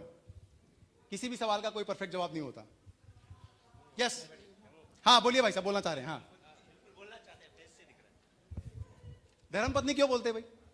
किसी को धर्म, मेरे ख्याल से जैसे उसका धर्म है पूरे परिवार को संभालने का और उसके पति को भी संभालने का और जिंदगी भर साथ देने का, इसलिए धर्म पत्नी कहा जाता है। धर्मपति। क्या बात, जोरदार तालियां आपके लिए। तालियां बजाने में कंजूसी मत कीजिए, जोरदार बजाइए। हेलो, इसमें खून का रिश्ता नहीं होता है, लेकिन खून के रिश्ते से बढ़कर होता है। क्या बात है, बहुत बढ़िया। भैया के लिए भी जोरदार तालियां।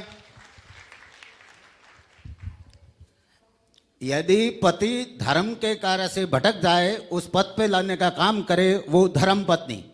क्या बात है, कोई भी एक भटक जाए जो दूसरा रास्ते पर लाए, वही तो धर्म पति और धर्म पत्नी कहलाए। बहुत बढ़िया, बहुत बढ़िया जवाब। यस, खड़े होकर के बोले। धर्मपत्नी का मतलब ये है कि वो सब अपने माँ बाप, उसके खुद के माँ बाप सबकी सेवा करे, बच्चों को संभाले, इसी के लिए इसको नाम दिया है धर्मपत्नी। सबको संभाले, सबको साथ में लेके चले, वही धर्मपत्नी। बहुत बढ़िया। आपका शुभ नाम ये? किशोर जी देसाई। इतने सारे धर्म वाली जवाबदारियां जिनको दी जाए, वो धर्म पत्नी। बहुत बढ़िया। चलिए अब देखिए, मैं आपको बताता हूं, एक छोटी सी घटना बताता हूं, एक छोटा सा अच्छा इंस्पिरेशनल वाकया बताता हूं आपको। एक बार एक साधु महात्मा थे। बोलिए कौन थे? साधु महात्मा थे। बोलिए कौन थे? साधु महात्मा थे। वो साधु महात्मा अपने आश्रम में साधना कर रहे थे। एक पति पत्नी का जोड़ा आया, उनको प्रणाम किया, उन्होंने आंखें खोली। जैसे ही आंखें खोली और पति पत्नी को देखा, उन्होंने जो भी अपनी दिव्य दृष्टि से देखा होगा, जो देखा होगा, वो देखते साथ उनको प्रणाम किया। अब वो बहुत आश्चर्यचकित हो गए भाई कि हमको क्यों प्रणाम करें। तो उन्होंने बोला, अरे रे गुरु महाराज, साधु भगवंत, आप क्या कर रहे हो भाई? आप हमको क्यों प्रणाम कर रहे हो? जंगल में तपस्या करने वाले साधु थे वैदिक धर्म के, तो आप हमको क्यों प्रणाम कर रहे हो? तो उन्होंने पूछा, भाई देखिए, आप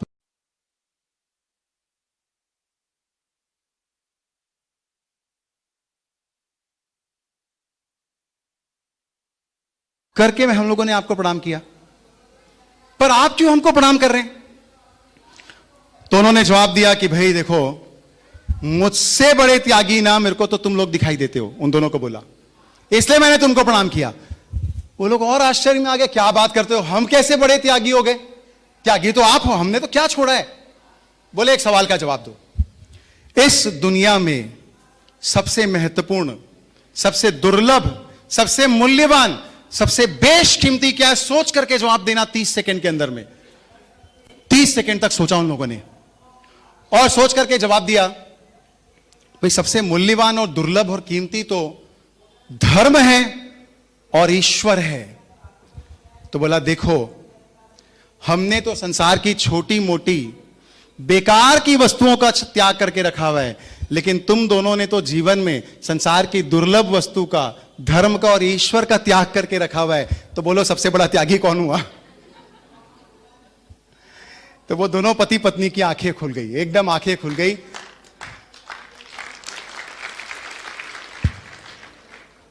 कि सच में जीवन हमारा ऐसे ही जा रहा है बिना धर्म के। और उनकी तो दिव्य दृष्टि वो महात्मा की, उन्होंने देख लिया कि शायद जीवन में धर्म कम है, तो कितने शानदार तरीके से प्रतिबोध दे दिया कि देखो तुम बड़े त्यागी हो, दुर्लभ वस्तु, कीमती वस्तु को छोड़ के तुम बैठे हो, हमने तो छोटी मोटी वस्तुओं को छोड़ा है जिसकी कोई वैल्यू नहीं संसार में। वाकई में इसीलिए बोलते हैं लोग कि हमको लगातार लगातार लगातार ऐसे परम उपकारी साधु साध्वी भगवंतों की निश्रा में, उनकी प्रेरणा में, जिनवाणी का लाभ लेने के लिए लगातार साथ में जाना चाहिए। पति पत्नी को एकदम साथ में जाना चाहिए। बिल्कुल, एक जन अगर आलस कर रहा है तो जबरदस्ती उठा के एक बाल्टी पानी डाल के कि चलो प्रवचन का टाइम हो गया करके, ये करना ही चाहिए। उनकी कौन सी बात से ना आपके दिल को असर हो जाए और कौन सी बात आपके दिल को छू जाए और वहां से परिवर्तन आ जाए, दोनों में से किसी एक में, और किसी एक में आ गया तो दूसरे में ऑटोमेटिकली आ ही जाएगा।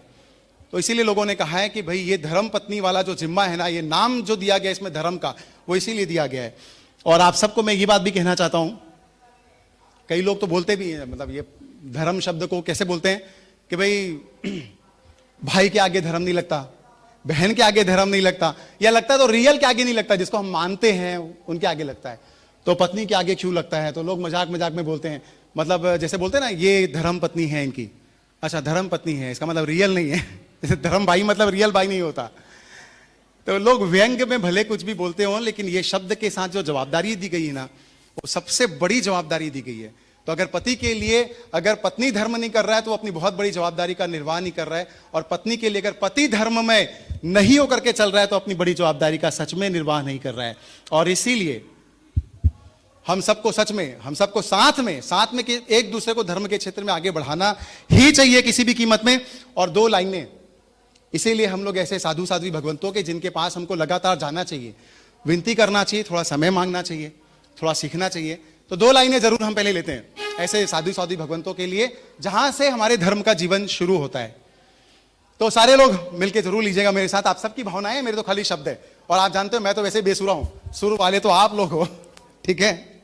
तो चलिए, सबको मिलता जहां प्यार है, हमारे गुरुवर का दरबार है। सबको मिलता जहां प्यार है, मेरे गुरुवर का दरबार है। जिनको जिनको देखो दिल से, जिनको दिल से आज तक कुछ न कुछ यहां से मिला है, और सिर्फ मिला ही मिला है, सिर्फ मिला ही मिला है, धर्म लाभ मिला है, ज्ञान मिला है, प्रेरणा मिली है, क्या क्या नहीं मिला है, सिर्फ मिला ही मिला है। तो जिनको दिल से मिला है ना, उनके दिल में कृतज्ञता की भावना तो होनी चाहिए, कूट कूट के होनी चाहिए, कि दिल से निकलना चाहिए धन्यवाद। तो जहां से आपको इतना ये प्यार मिला है, इतनी सीख मिली, ये ज्ञान मिला है, जिसके दम पर हम बाहरी दुनिया में जाकर के डंका बजाते हैं, चाहे वो व्यापार हो, चाहे प्रोफेशन हो, चाहे बिजनेस में हो, उसकी बुनियाद जो मिलती है ना, वो यहां से मिलती है। तो एक बार जरूर सब साथ में लीजिए, सबको मिलता जहां प्यार है, मेरे गुरुवर का दरबार है। सबको मिलता जहां प्यार है, मेरे गुरुवर का दरबार है।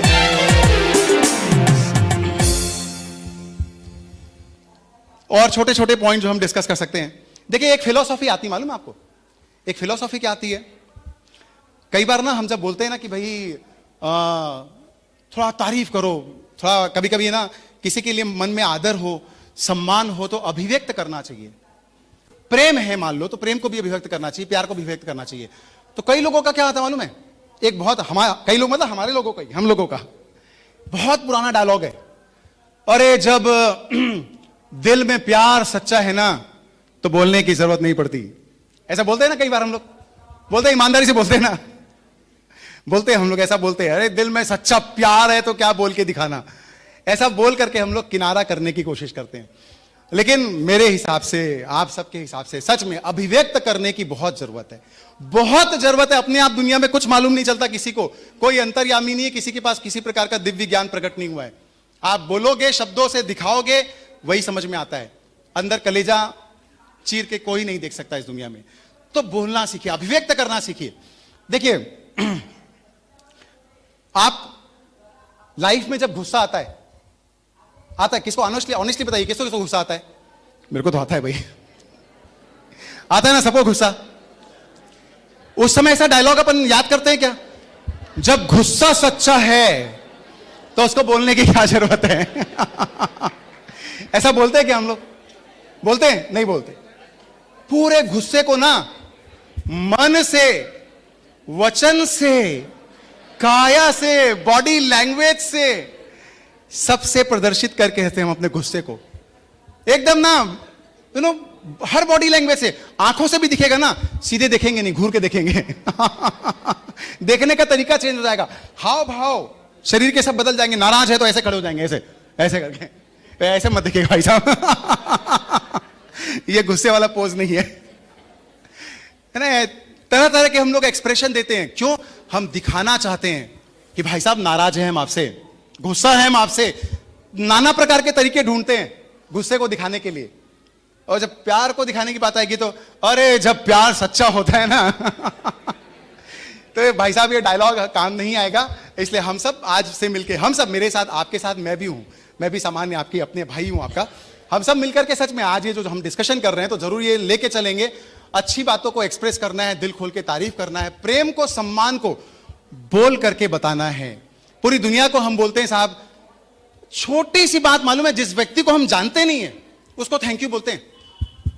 आप भीड़ में खड़े हो, कल्पना करो, बोलो कहां पर खड़े हो, बोलो भीड़ पर। आप भीड़ में खड़े हो, आपने सामने वाले को बोला भाई साहब थोड़ा सा खसकिए, वो थोड़ा सा खिसक गया। कोई आपको जमीन दी, उसने जायदाद दी, दौलत दे दी, वो जमीन की रजिस्ट्री आपके नाम पे करवा दी जहां से हटा हुआ, फिर भी हमारे मुंह से क्या निकलता है? थैंक यू, धन्यवाद भाई साहब, धन्यवाद। एकदम मुस्कुरा के ना, भाई साहब थैंक यू। इतने प्यार से बोलते हैं, है ना, कुछ नहीं किया, इतना सा किया, उसके लिए थैंक यू बोलते हैं। लेकिन जैसे ही घर के अंदर ये भगवान इंद्र का प्रवेश होता है या इंद्राणी जी का प्रवेश होता है, मैं जितनी बातें बोल रहा हूं दोनों के लिए एप्लीकेबल है, इक्वली एप्लीकेबल है। मतलब पुरुष अपने ऊपर ना ले, महिलाएं अपने ऊपर ना ले। तो हम सच में थैंक यू नहीं बोलते, नहीं बोलते, बहुत कंजूसी करते हैं। हमको नजर में आ जाएगा, नोटिस में आ जाएगा, आज इसने रात भर काम किया है, क्योंकि घर में हमारे 6 मेहमान आए थे, आज रात भर काम करना पड़ा है, सवेरे के नाश्ते के लिए, दोपहर के खाने की प्रिपरेशन के लिए। हमारी नोटिस में है, इधर एहसास है, पर कहां से बात गायब है? जुबान से निकलती नहीं है। रात भर काम किया है, थैंक यू, मानना पड़ेगा यार, क्या काम करते हो, ऐसा निकलता नहीं है। तो मेरा मानना है कि ये थैंक यू बोलने की प्रैक्टिस आज से डालिए, पूरी दुनिया को बोलिए, मत बोलिए पर घर में पहले जरूर बोलिए। तो पहले आज से शुरुआत करते हैं, पहले शुरुआत आज से, प्रैक्टिकल आज से करते हैं, क्योंकि मैं नहीं चाहता बातें सिर्फ बात ही रह जाए, कुछ तो एक कदम आगे बढ़ जाएं, एक बार तो बोल के जरूर जाएं। तो चलिए हिम्मत करके तैयार हो जाइए, और आपके बगल में जो बैठे हैं उनको प्यार से फिर से खूबसूरत मुस्कुरा करके देखिए और हाथ जोड़ करके बोलिए, तुमने मेरे लिए बहुत कुछ किया, उसका बहुत बहुत धन्यवाद। कई लोग शर्मा रहे हैं, बोल नहीं रहे।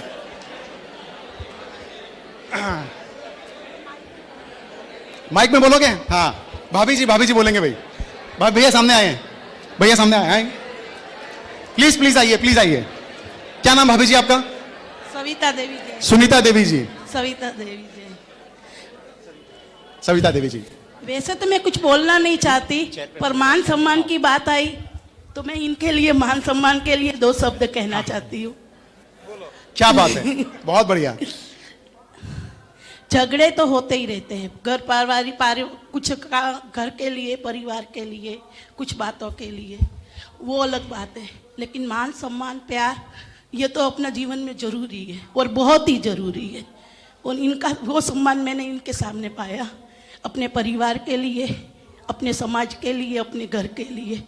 जो अगर कभी भी थोड़ा बहुत कभी कुछ कहते हैं तो बस वो उसके लिए ही कहते हैं, बाकी कभी कुछ कोई झगड़ा वगड़ा कुछ भी नहीं होता। बस क्या बात है, जोरदार तालियां भाभी जी के लिए। भैया आपका नाम क्या है? देवरचंद मरडिया। वाह वाह वाह, बरडिया जी को अरे आप थैंक यू बोलो, इन्होंने इतना अच्छा बोला आपके लिए। हाँ, सही बात है, बिल्कुल सही बात है। आज से थैंक यू की शुरुआत की। सविता जी ने जो बोला पारिवारिक के लिए, उसके लिए धन्यवाद। अंकित, क्या बात है, बहुत बढ़िया। कोई और थैंक यू बोलना चाह रहे हैं अपने जीवन साथी को? थैंक यू बोलना है। हाँ चलिए, अब अभी कई लोग शर्माए थे, एक्चुअल में ना शर्माए थे, बोले नहीं थे, मैंने नोटिस किया। बैक बेंचर से बात करते हैं। हाँ मैंने देखा था, नोटिस किया, अभी ज्यादा लोगों ने बोला नहीं है। ईमानदारी से बोलना है भाई, ईमानदारी से। बहुत किया आपके जीवन साथी ने आपके लिए, आपको ऐसे जिन शासन से जोड़े रखा है, इतनी शांति दी है कि धर्म आराधना कर सके वो आप।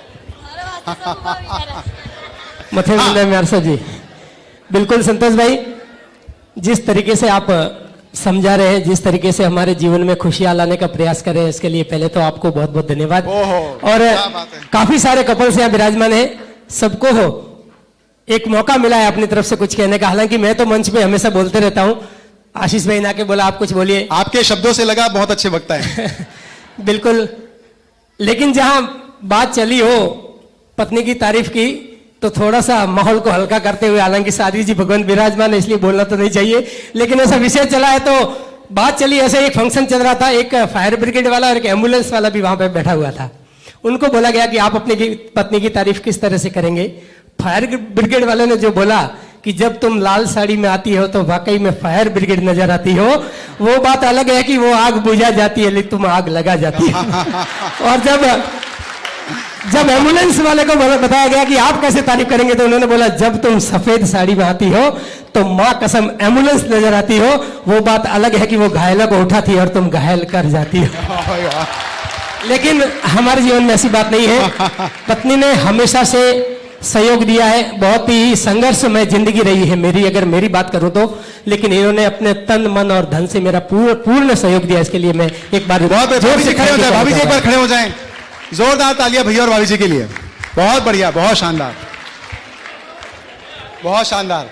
आप देखो, जिन्होंने भी वो फर्स्ट राउंड में नहीं किया था, वापस आप ईमानदारी से बोलना है। आज एक भावनात्मक पहलू भी लेकर के जाना है हमको जीवन में, तो सब जरूर एक बार वापस मुस्कुरा के देखिए, हाथ जोड़िए और बोलिए।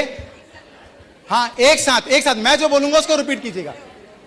अच्छा हाँ, सबको खड़े होकर के, सब एक बार खड़े हो जाएं। एक लास्ट संतोष जी। हाँ अच्छा, एक लास्ट ले लें भैया का। हाँ, एक बार नरेश जी को। नरेश जी का एक बार ले लें। हाँ नरेश जी बोले।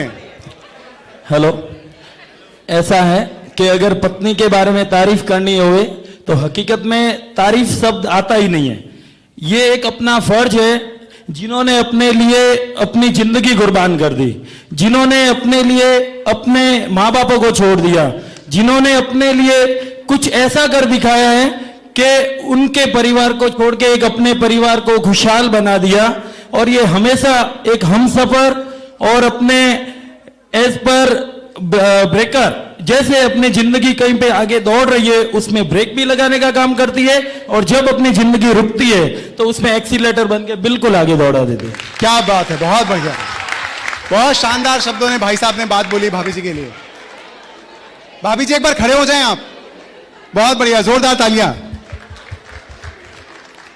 चलिए एक बार सभी खड़े हो जाएं प्रेम के साथ, और बगल में देखें और हाथ जोड़ के मेरे साथ दोहराइएगा बात को।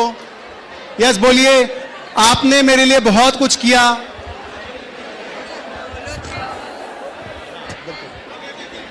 मैं आपको दिल से थैंक यू बोलता हूं। और ये गाना मेरे साथ लीजिए, बोलो थैंक यू, बोलो थैंक यू, बोलो थैंक यू वेरी मच, बोलो थैंक यू, बोलो थैंक यू, बोलो थैंक यू वेरी मच, बोलो थैंक यू, बोलो थैंक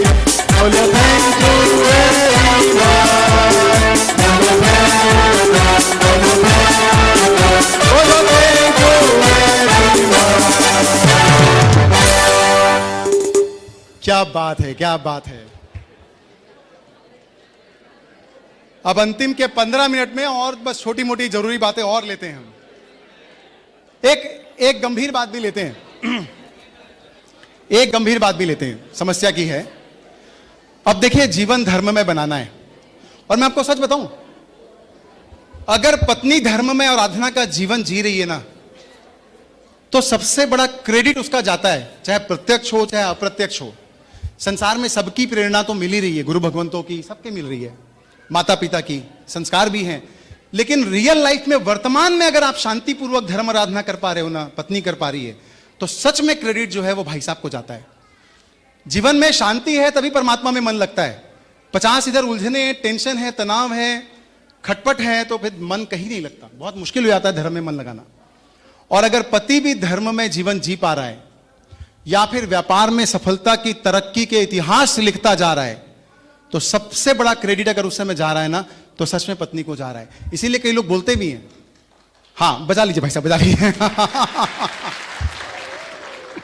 आपको जब ठीक लगे तालियां बजा दीजिएगा, मैं इन सब बातों का बुरा नहीं मानता हूं तो सबसे ज्यादा क्रेडिट उन्हीं को जाता है। मतलब कोई बहुत धर्म करता है तो लोग बोलते हैं कि, और मालूम चल जाए कि खटपट है, तो देखो कैसा खटपट किया है कि बेचारे को धर्म के अलावा कोई और मन नहीं लग रहा है और अगर कोई शांति से धर्म कर रहा है तो लोग बोलते हैं देखो जीवन में कितनी शांति और प्रसन्नता है, कितना मन धर्म में लग रहा है। तो दोनों केस में क्रेडिट तो आपके पास ही आने वाला है। अब चुनाव आपको करना है पति और पत्नी होने के नाते, कि वो खटपट की वजह से धर्म में चला गया कि शांति से गया कोई भी। तो मेरे को मालूम है सूरत धर्म नगरी है, आप सब धर्मनिष्ठ लोग हैं, जीवन में एक दूसरे की इतने शांति और खुशहाली हम लोग लाने वाले हैं मिल करके, कि उसकी वजह से धर्म आराधना में जाने वाले हैं, ये बात बिल्कुल तय है। अब क्या होता है, एक सवाल पूछता हूं आपसे। देखिए स्वाभाविक है, जहां दो लोग रहेंगे ना, मतभेद तो हो ही सकते हैं भाई, विचार अलग अलग हो सकते हैं, क्या हमको जमे क्या किसी को ना जमे। पर मेरे को एक बात बताइए, कोई ऐसी बात है जो जमी नहीं सामने वाले की, तो समझौता कर लेना चाहिए कि विरोध प्रकट करना चाहिए, समझौता। लेकिन एक मैं सवाल ये भी पूछना चाह रहा हूं, अगर हर बात में हम समझौता करोगे तो सामने वाला तो फिर समझौता है समझौता ही तो समझौता ही करता है, फिर तो ये भी कर दो समझौता ही करेगा, ये भी कर दो समझौता ही करेगा, वो भी करोगे समझौता ही करेगा। तो कई बार समझौता अच्छा रास्ता है, लेकिन कई बार विरोध प्रकट करना पड़ता है, ठीक है, पड़ता है, वे प्रैक्टिकल बोलते हैं अपन, ठीक है। ये आदर्श स्थिति, आदर्श बात है कि समझौता करना चाहिए, लेकिन थोड़ा आदर्श की स्थितियों से हम लोग दूर हैं, हम लोग सब आजकल के लोग हैं मतभेद नहीं होना चाहिए, बिल्कुल सही कहा। अब दूसरी बात, क्या छोटी मोटी बहुत सारी बातें जो नहीं जमती, तो क्या हर बात में विरोध कर देना चाहिए या कहीं कहीं पे समझौता करना चाहिए? क्या बोलते हैं आप लोग? जो आपके मन में आए वही सही जवाब है। कहीं कहीं पे समझौता करना चाहिए, करना पड़ेगा, एकदम करेक्ट। अगर मैं ये फिलॉसफी फॉलो करूं जीवन में कि जो बात पसंद नहीं आई उसका तुरंत विरोध करना है, मेरे को समझौता नहीं करना है, तो ये फिलॉसफी सरासर गलत है। और अगर मैं ये फिलॉसफी फॉलो करूं भाई हर बात में समझौता करना है, तो भी कहीं ना कहीं बाद में जाकर के डिस्प्यूट बढ़ जाएंगे। इसका मतलब क्या होना चाहिए, बड़े मुद्दे अगर हैं, बड़ा मुद्दा है आपके जीवन के लिए, इंपॉर्टेंट मुद्दा है, बड़ा मुद्दा है, तो फिर क्या करो, उसमें आप थोड़ा सा बोल सकते हो। और छोटा मुद्दा है तो छोटे मुद्दे के लिए जाने दो, लेकिन ये बड़ा मुद्दा, छोटा मुद्दा को समझने के लिए कभी ना कभी जीवन में चिंतन होना चाहिए कि मेरे जीवन की प्रायोरिटी क्या है, मेरे को अपने जीवन साथी से प्रायोरिटी वाली एक्सपेक्टेशन क्या है। देखो ऐसे तो 100 एक्सपेक्टेशन है, अब 100 एक्सपेक्टेशन तो भाई भगवान भी धरती पे आ जाएंगे तो पूरा नहीं कर पाएंगे, तो मेरी तो कहीं ना कहीं एक्सपेक्टेशन हर्ट हो जाएगी, मेरी अपेक्षाएं जो है आहत हो जाएगी कभी ना कभी। तो मेरे जीवन में प्रायोरिटी रहे कि मेरे को अपने जीवन साथी से क्या एक्सपेक्टेशन है, ये मेरी टॉप प्रायोरिटी है, 3-4, इसमें मैं समझौता नहीं चाहूंगा, ये मालूम होना चाहिए। और ये छोटे मोटे मुद्दे हैं, छोटे मोटे मुद्दे के लिए कौन विवाद करे भाई, जाने दो, लेकिन बड़ा मुद्दा डिस्टर्ब नहीं होना चाहिए। अब अगर आपके दोनों के जीवन साथी को, दोनों को एक दूसरे के ये बड़े मुद्दे कौन से, छोटे मुद्दे कौन से मालूम रहेंगे, तो सामने वाला भी कोशिश करेगा भाई मेरे को इस बात पे इसको हर्ट नहीं करना है, इस बात पे मेरे को इनको हर्ट नहीं करना है, क्योंकि ये इनकी प्रायोरिटी का मुद्दा है, ये इनके जीवन का बड़ा मुद्दा है। और जहां छोटा मुद्दा है तो समझेंगे भाई चलो छोटी बात है, वहां पे एडजस्टमेंट चल सकता है। तो ये क्लैरिटी चाहिए, ये क्लैरिटी नहीं होती तो क्या होती है, जब ये क्लैरिटी नहीं होती तो सामने वाले ने कुछ भी कहा तो हमारी एक्सपेक्टेशन हर्ट, हम मुंह फुला करके बैठ गए, हर बार होता है, हर बार होता है, उसको भी नहीं मालूम कि इनके लिए क्या प्रायोरिटी है, तो किसी भी हर बात पे नाराज हो जाते हैं, किसी भी बात पे नाराज हो जाते हैं, तो किसको मालूम चलेगा। तो मेरा ये मानना है, सच में मेरा मानना है कि ये पति पत्नी की व्यक्तिगत जवाबदारी है कि आप अपने जीवन साथी को अपनी प्रायोरिटी के मुद्दे क्लियर कर दो। ये 3 मुद्दे मेरे जीवन में बड़े हैं। पति ने क्लियर कर दिया कि मैं मेरे घर वालों में बड़े बुजुर्गों का, माता पिता का सम्मान, इसमें मैं कंप्रोमाइज नहीं करूंगा, इसमें कोई बात आएगी तो मैं विरोध करूंगा, ठीक है। आपको विनम्रता से घर पे रहना है, ये मेरी प्रायोरिटी है, ये पति ने क्लियर कर दिया। तो पत्नी को मालूम रहेगा बड़े मुद्दों पे मेरे को बिल्कुल इनकी मर्जी के अगेंस्ट में नहीं जाना है। हाँ, छोटे मुद्दे में उनको मालूम है कि हम 19-20 कर सकते हैं। जब पत्नी ने अपने पति को बता दिया कि ये बड़ा मुद्दा है भाई, ये एक्स्ट्रा मैरिटल अफेयर ये सब नहीं चलेगा, है ना, बड़े मुद्दे, ठीक है। आप लोगों के सामने सम्मान से मेरे से बात नहीं करते हो, ये नहीं चलेगा, स्वाभिमान है मेरा, सम्मान है मेरे को। तो आपने जब अपने मुद्दे क्लियर कर दिए तो उनको ही मालूम रहेगा भाई ये 3-4 मुद्दों पर कुछ भी 19-20 नहीं करनी है। तो ये क्लैरिटी नहीं होती है एक्चुअल में, क्योंकि हमको खुद को अंदर से क्लैरिटी नहीं होती, भाई हमको खुद को नहीं मालूम है हमारी प्रायोरिटी क्या है। तो मैं चाहता हूं आज के इस प्रोग्राम में एक सार्थक चीज हम जरूर करें, क्योंकि ऐसा हम कर नहीं पाते, जीवन में छूट जाता है क्योंकि कभी महत्व नहीं दे पाते। तो मैं चाहता हूं आपको सबको इस प्रोग्राम में नोटपैड मिला है, मिला ना। एक कागज में वो 3 बातें लिखी हैं आप, जो आपको अपनी जीवन साथी से, एक पत्नी होने के नाते पति से अपेक्षाएं हैं और एक पति होने के नाते पत्नी से अपेक्षाएं हैं। वो 3 बातों को लिखो ताकि मालूम होना चाहिए आप लोगों को, और लिख करके आपको किसी को नहीं देना है, एक दूसरे को देना है। एक दूसरे को देंगे तो मालूम रहेगा भाई कि मेरे जीवन साथी की मेरे से क्या बड़ी अपेक्षा है, उसमें मैं कंप्रोमाइज नहीं होने दूंगा, उसमें उसका साथ निभाऊंगा। सबको, सभी को करना है ये काम। चलिए शुरू हो जाइए, मैं आपको वक्त दे रहा हूं 2 मिनट 32 सेकंड का। 2 मिनट भैया कहाँ है? हाँ, भाभी लिख रही है। फिर एक पन्ना फाड़ के ले लें। अगर सभी को 3 बातें लिखनी है, 3 बातें, वो 3 बातें जो आप अपनी पति से बड़ी बातों के रूप में अपेक्षाएं करते हैं और पत्नी होने के नाते एक पति से अपेक्षाएं करते हैं। यह बात आपकी पत्नी को बिल्कुल मालूम होना चाहिए, आपके जीवन साथी को, कि मेरे लाइफ पार्टनर को क्या बिल्कुल नहीं चलेगा। और आप दोनों को यह जानने के बाद, ये पर्ची एक्सचेंज होने के बाद, कोशिश करनी कि वो मुद्दे पे आप डामाडोल ना करें। छोटे मोटे मुद्दे चलते रहेंगे जीवन में। जब हमारे जीवन में केवल आत्मचिंतन मनन करके लिखे, दूसरे से सलाह बिल्कुल नहीं लेनी आपको केवल अपने मन की सुनना है। लिखिए। अच्छा, वो मैं दे दूंगा।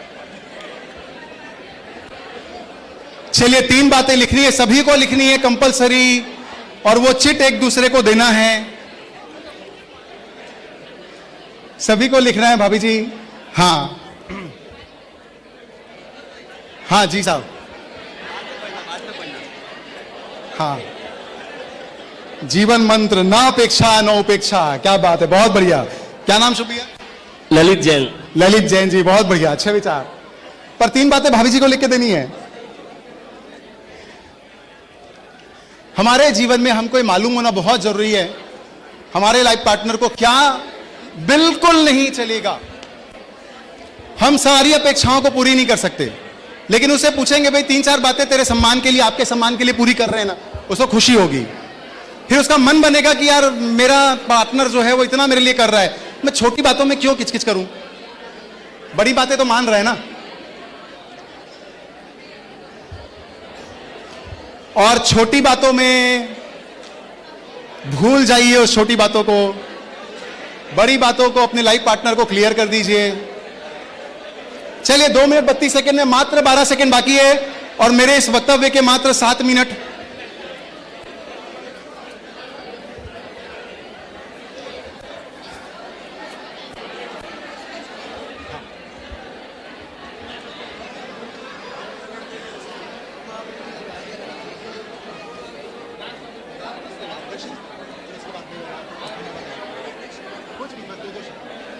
एक सवाल एक क्वेश्चन सबकी और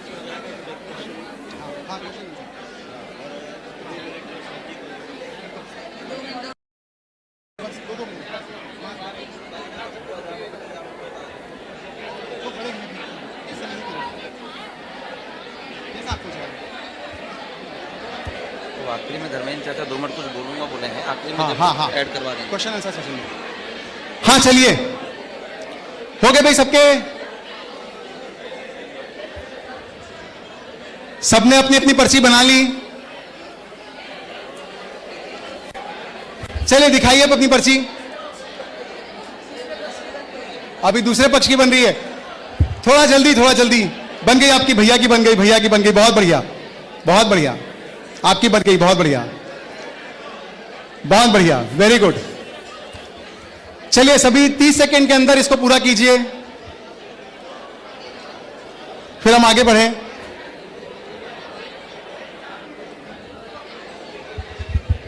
छोटी बातों को भूल जाना है, माफ करना है, क्योंकि हमारे जैन दर्शन का सार है क्षमा। पूरी दुनिया को क्षमा करते हैं, और जो सबसे करीबी है अगर उसको छोटी मोटी बातों में क्षमा नहीं करेंगे तो कैसे काम चलेगा। आप 30 सेकंड में पूरा कीजिए। मैं आप सबकी भावनाओं के लिए एक छोटा सा गीत लेता हूं। छोटी मोटी बातों पे क्यों क्षमा करना है हमको। हमें आसमान से भेजा इस जहान पे कि जाओ एक दूजे के साथ रहो।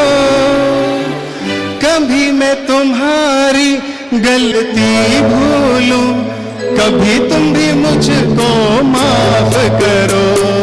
हमें आसमान से भेजा इस जहान पे कि जाओ एक दूजे के साथ रहो। कभी मैं तुम्हारी गलती भूलूं, कभी तुम भी मुझको माफ करो। चलिए अब समय होता है समाप्त। सारे लोग अपनी अपनी दुनिया से निकल के बाहर आ जाइए। चिट का आदान प्रदान एक दूसरे को कर दीजिए।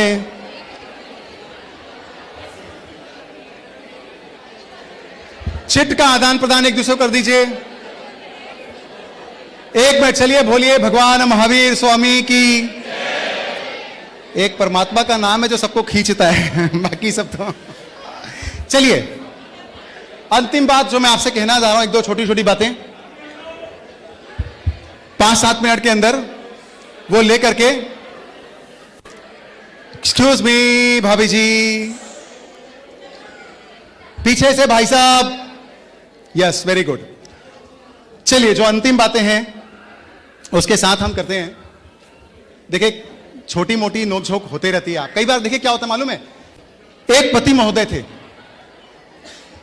परेशान हो गए पत्नी से और दोस्त के सामने जाके बोलने लग गए, यार क्या बताऊं ना, मेरी पत्नी ने ना जीना मुश्किल कर दिया है। रोज मेरे से 10,000 मांगती है, रोज। भाई साहब भाभी जी मांगती रोज 10,000 आपसे, रोज 10,000 मांगती है। उन्होंने कहा रोज 10,000 मांगती है। दोस्त ने बोला कि क्या बात करते हो यार, भाभी जी इतने पैसे का करती क्या है। उसने बोला मेरे को क्या पता यार, मैंने तो आज तक दिया ही नहीं।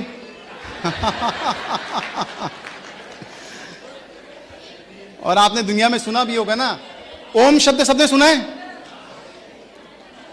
आपने सुना है ओम शब्द इतना पावरफुल है कि अगर आप ओम का ध्यान करते हैं, ओम बोलते हैं, तो दिमाग की कुछ नसें जागृत हो जाती है। सुना है आपने? लेकिन उससे ज्यादा पावरफुल वर्ड मालूम है भाभी जी लोगों के पास में? वो जब बोलते हैं ना अजी सुनते हो, तो पूरा दिमाग एक साथ जागृत हो जाता है। उसमें तो कुछ नसें जागृत होती है। इसलिए छोटे मोटे मुद्दों को हम जीवन में जाने दें, बड़े मुद्दे एक दूसरे के मालूम रहें। किसी भी हाल में अंतिम संदेश मैं आपको दे रहा हूं, बातें बहुत सारी है लेकिन हमारे पास समय कम है, इसलिए मैं आपको एक अंतिम संदेश आपके साथ शेयर कर रहा हूं। कभी भी मेरे को लगता है जो जीवन में पुरुषों को जो सबसे ज्यादा लगाव होता है ना, थोड़ा मैं नेचर बता रहा हूं बाय डिफॉल्ट, जो मेरा भी है हमारा भी है, सब पुरुषों का बाय डिफॉल्ट होता है, एक्चुअल में अपना अपना स्वभाव है, वो होता है ईगो। कोई पुरुषों के ईगो पे चोट कर देना तो बात बहुत गहरे अंदर तक जाती है, फिर दरारें बढ़ जाती है जीवन में। और आपको मालूम है महिलाएं किसमें बहुत ज्यादा होती है? इमोशनल, भावनात्मक। उनकी भावनाओं को कोई ठेस पहुंचा देना तो फिर वो दरार बढ़ जाती है उसके साथ जीवन में। तो दोनों का मामला अलग अलग है, पुरुष को किससे आपत्ति है और महिलाओं को किससे आपत्ति है। तो ये बातें हमको जरूर ध्यान में रखना चाहिए। और मैं आपको एक मंत्र भी दे रहा हूं, उस मंत्र का देखिए दुरुपयोग मत कीजिएगा भाई, एकदम सदुपयोग करना ना, प्लीज प्लीज दुरुपयोग मत करना। चूंकि पुरुषों की कमजोरी उनका ईगो है, इसलिए पहले गुजारिश करता हूं और फिर मंत्र देता हूं। पहले गुजारिश ये करता हूं कि उनका ईगो हर्ट मत करना। सारे भाभी जी लोगों से निवेदन है कि पुरुषों का ईगो हर्ट मत करना, जितना कष्ट देना है दे देना, जितना सामान उठवाना है उठवा लेना, जितना किचन में काम करवाना है करवा लेना, ईगो मत हर्ट करना। पिक्चर आई थी ना, मैं झुकेगा नहीं वो वैसा होता है। और आप लोग भी भाभी जी से जितना काम लेना है ले लो, इमोशनल हर्ट मत करना, उनकी भावनाओं को ठेस मत पहुंचना। ये तो पहले विनती की मैंने, अब आपको महामंत्र देने जा रहा हूं। पुरुषों से कोई काम लेना हो ना, भाभी जी लोगों को दे रहा हूं महामंत्र। अपवाद वाली स्थिति में यूज करना, रोज रोज यूज करोगे तो मंत्र निष्प्रभावी हो जाएगा, कभी कभार यूज करोगे तो महाप्रभाविक रहेगा। उनके ईगो पे थोड़ा सा टच करना।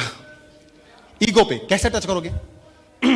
जैसे मालूम है आपको ये काम इनसे कराना आसान नहीं है, ठीक है ना, तो उनके अहंकार पे चोट करना है, ईगो पे चोट करना है। क्या बोल दो आप? अरे रहने दो, आपके बस का नहीं है, आपसे नहीं होगा। आपने अगर इतना बोला ना, मैं बता रहा हूं वो एड़ी चोटी का जोर लगा देंगे, उस काम को करके दिखाएंगे, बता रहा हूं करके दिखाएंगे, कितना भी मुश्किल काम हो। आपके मायके का कोई काम करवाना है, फेवर लेना है, रहने दो आपसे नहीं होगा।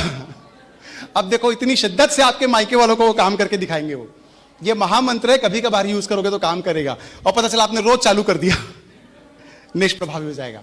और महिलाओं से अगर कोई भी बात मनवानी हो तो पुरुष को महामंत्र दे रहा हूं, इमोशनल ब्लैकमेल।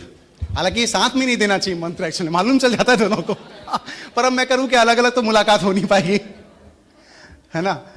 इमोशनल, अब मान लीजिए भाई ससुराल वाले आ रहे हैं, पति के मायके वाले, मतलब पत्नी के ससुराल वाले आ रहे, भाई 5-6 लोग हैं, फिर से खाना बनाना पड़ जाएगा। अब बोलने में हमको बड़ा टेंशन हो रहा है, कैसे बोले। अब बोला, लेकिन अब क्या पता मानेगी नहीं मानेगी, भाई इज्जत का सवाल है, लेकिन लोग आ रहे हैं, कैसे करें। अगर आपने कहीं इमोशनली बोल दिया ना, एक काम करो तुम और खाना मत बनाओ, मेरे को आज वैसे भी भूख नहीं लग रही, मैं आज दोपहर को ना खाना नहीं खाऊंगा, लेकिन उनको अच्छे से जिमा देना करके। तो नहीं आप क्यों नहीं खाना खाओगे? अरे नहीं मेरा क्या है, मैं तो भूखे रह लूंगा, क्या है मेरा। देखो इमोशनल बोलो, इमोशनल, मेरा क्या है, मैं सह लूंगा भूख, और क्या। तो चला के बोलेंगे भाभी जी लोग, नहीं कोई जरूरत नहीं भूखे रहने की, अभी मैं बनाती हूं फिर से खाना। तो ये महामंत्र है, पुरुषों का ईगो हर्ट ना करे, महिलाओं को भावनात्मक ठेस ना पहुंचाए। और इस ब्रह्मास्त्र का उपयोग जब आपको लगे कोई बड़ा काम करवाना है तो ही उसका उपयोग करें, बात में छोटी छोटी बात में उपयोग ना करें। और अंत में जो अंतिम मैसेज देना चाहता हूं, इस जीवन में यही एक ऐसा पावरफुल रिश्ता है, यही एक ऐसा पावरफुल रिश्ता है जिसको आपने अपनी मर्जी से चुना है। बाकी सब तो भाई ईश्वर ने जैसे बांध दिए थे, हालांकि बंधा तो पूर्व जन्मों से ये भी होता है, फिर भी व्यवहार के रूप में आपने चुना है इसको, जीवन साथी को। सबसे पावरफुल रिश्ता यही है, सबसे पावरफुल रिश्ता यही है जिसमें जन्मों जन्म की बात की गई है। केवल एक धर्म और परमात्मा के साथ है जिसमें बोलते हैं जन्मों जन्म है संबंध। दूसरा पत्नी के साथ बोला गया 7 जन्मों का संबंध है। और किसी रिश्ते में नहीं बोला गया कि भाई भाई का संबंध 7 जन्मों का है, 10 जन्मों का है, चाचा भतीजे का, मामा भांजे का संबंध 15 जन्मों का है, किसे नहीं बोला। ये 2 ही रिश्ते हैं, एक परमात्मा धर्म का रिश्ता, जन्मों जन्म चलने वाला, एक पति पत्नी का रिश्ता। तो बहुत पावरफुल रिश्ता है, बहुत पवित्र रिश्ता है, और वही रिश्ता है जो जीवन में एक दूसरे के धर्म में ला सकता है और धर्ममय रास्ते बना सकता है। तो और कभी जीवन में छोटी मोटी बातों में 19-20 हो जाए, पर जब कभी मुसीबत का वक्त आए ना, तो एक दूसरे का साथ जरूर 100% दीजिएगा। मैं ये अंतिम मैसेज देना चाह रहा हूं, कभी अगर एक पक्ष लगे बहुत परेशानी में है तो जितना मेंटली सपोर्ट दे सकते हैं हम उतना जरूर दीजिएगा, क्योंकि हम सब ने ये 2 लाइनें जरूर सुनी हैं जिसको भावनात्मक रूप से फील करके हमको वक्त पे दिखाना भी पड़ता है। और वो कौन सी लाइनें हैं, ये मैं अंतिम मैसेज के रूप में आपके सामने 2 लाइनें भी बोलता हूं, आप सबको मालूम है, जरूर मेरा साथ दीजिएगा। जब कोई बात बिगड़ जाए, जब कोई मुश्किल पड़ जाए, तुम देना साथ नवा, तुम देना साथ मेरा तो हम नवा। न कोई है न कोई था जिंदगी में, तेरे सिवा, तुम देना साथ मेरा ओ हमनवा, तुम देना साथ मेरा ओ हमनवा।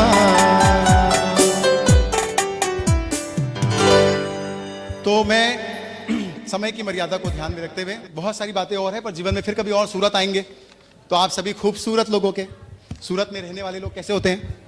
खूबसूरत। कैसे होते हैं? खूबसूरत।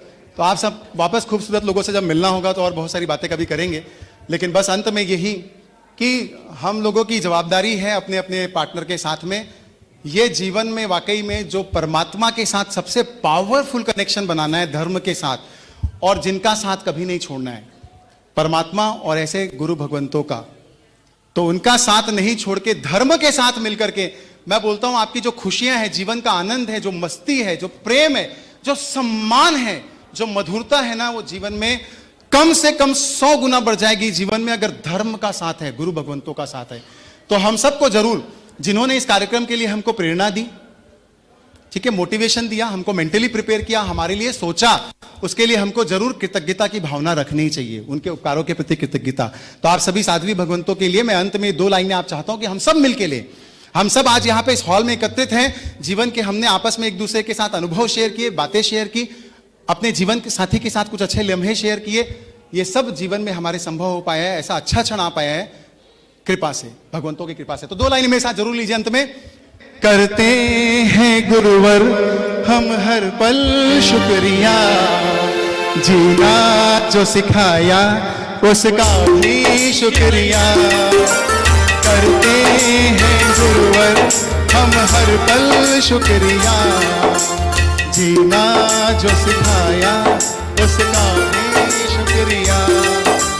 धर्म सिखाया उसका भी शुक्रिया, जीना सिखाया उसका भी शुक्रिया। कृपा बरसाई उसका भी शुक्रिया, स्वाध्याय कराया उसका भी शुक्रिया। निश्रा जो दी है उसका भी शुक्रिया, आशीर्वाद दिया जो उसका भी शुक्रिया। चलिए इसके बाद अंत में आप सब क्वेश्चन आंसर सेशन भी एक रहेगा 10 मिनट का। पहले हम मार्गदर्शन लेंगे पूज्य साध्वी भगवंत का, और उसके बाद अंत में 10 मिनट का क्वेश्चन आंसर रहेगा। फिर जिनको भी अपनी भावनाएं भी कोई रखनी है, हमारे बीच में छत्तीसगढ़ से धर्मेंद्र लोढ़ा जी भी, उनकी भी भावनाएं हम 2 मिनट के लिए सुनेंगे, और पहले हम साध्वी भगवंतों का आशीर्वचन लेंगे, और उसके बाद आपके मन की जिज्ञासा या कोई क्वेश्चन आंसर का सेशन परम पूज्य साध्वी भगवंत से चरणों में।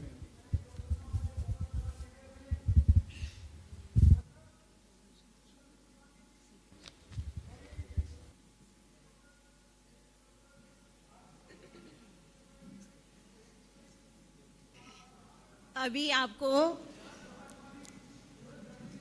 संतोष भाई ने कपल के साथ कैसा जीवन जीना चाहिए, किस प्रकार की जिंदगी हमको गुजारना है, इस प्रकार का एक आइडिया आपको बताया कि खुशहाल जीवन कैसे जिया जाए। खुशहाल जीवन जीते हुए जीवन में धर्म को भी साथ में कैसे रखना चाहिए। धर्म के बिना जीवन जीना प्राण के बिना जीवन जीना है। जो एक बड़ा प्रश्न होकर के मेरे सामने खड़ा है, मैं निवेदन करता हूं आपसे कि आप उसका हल बताएं और हम सबके जीवन में वो दरवाजे खुले। 2 चीजें हैं, एक है इंपॉर्टेंट और एक है इमरजेंसी। हर काम के 2 पहलू हैं, या तो वो काम इंपॉर्टेंट होगा या वो काम एकदम इमरजेंसी होगा। तो जब आदमी या उसकी वाइफ उस चीज को करे तो उसमें इंपॉर्टेंस का क्या रोल है, इमरजेंसी का क्या रोल है, और ये सवाल और ये विषय हमारे जीवन में, वैवाहिक जीवन में कैसे आगे बढ़े और इसका क्या हल है, उसके बारे में आप जरा सा प्रकाशित करें।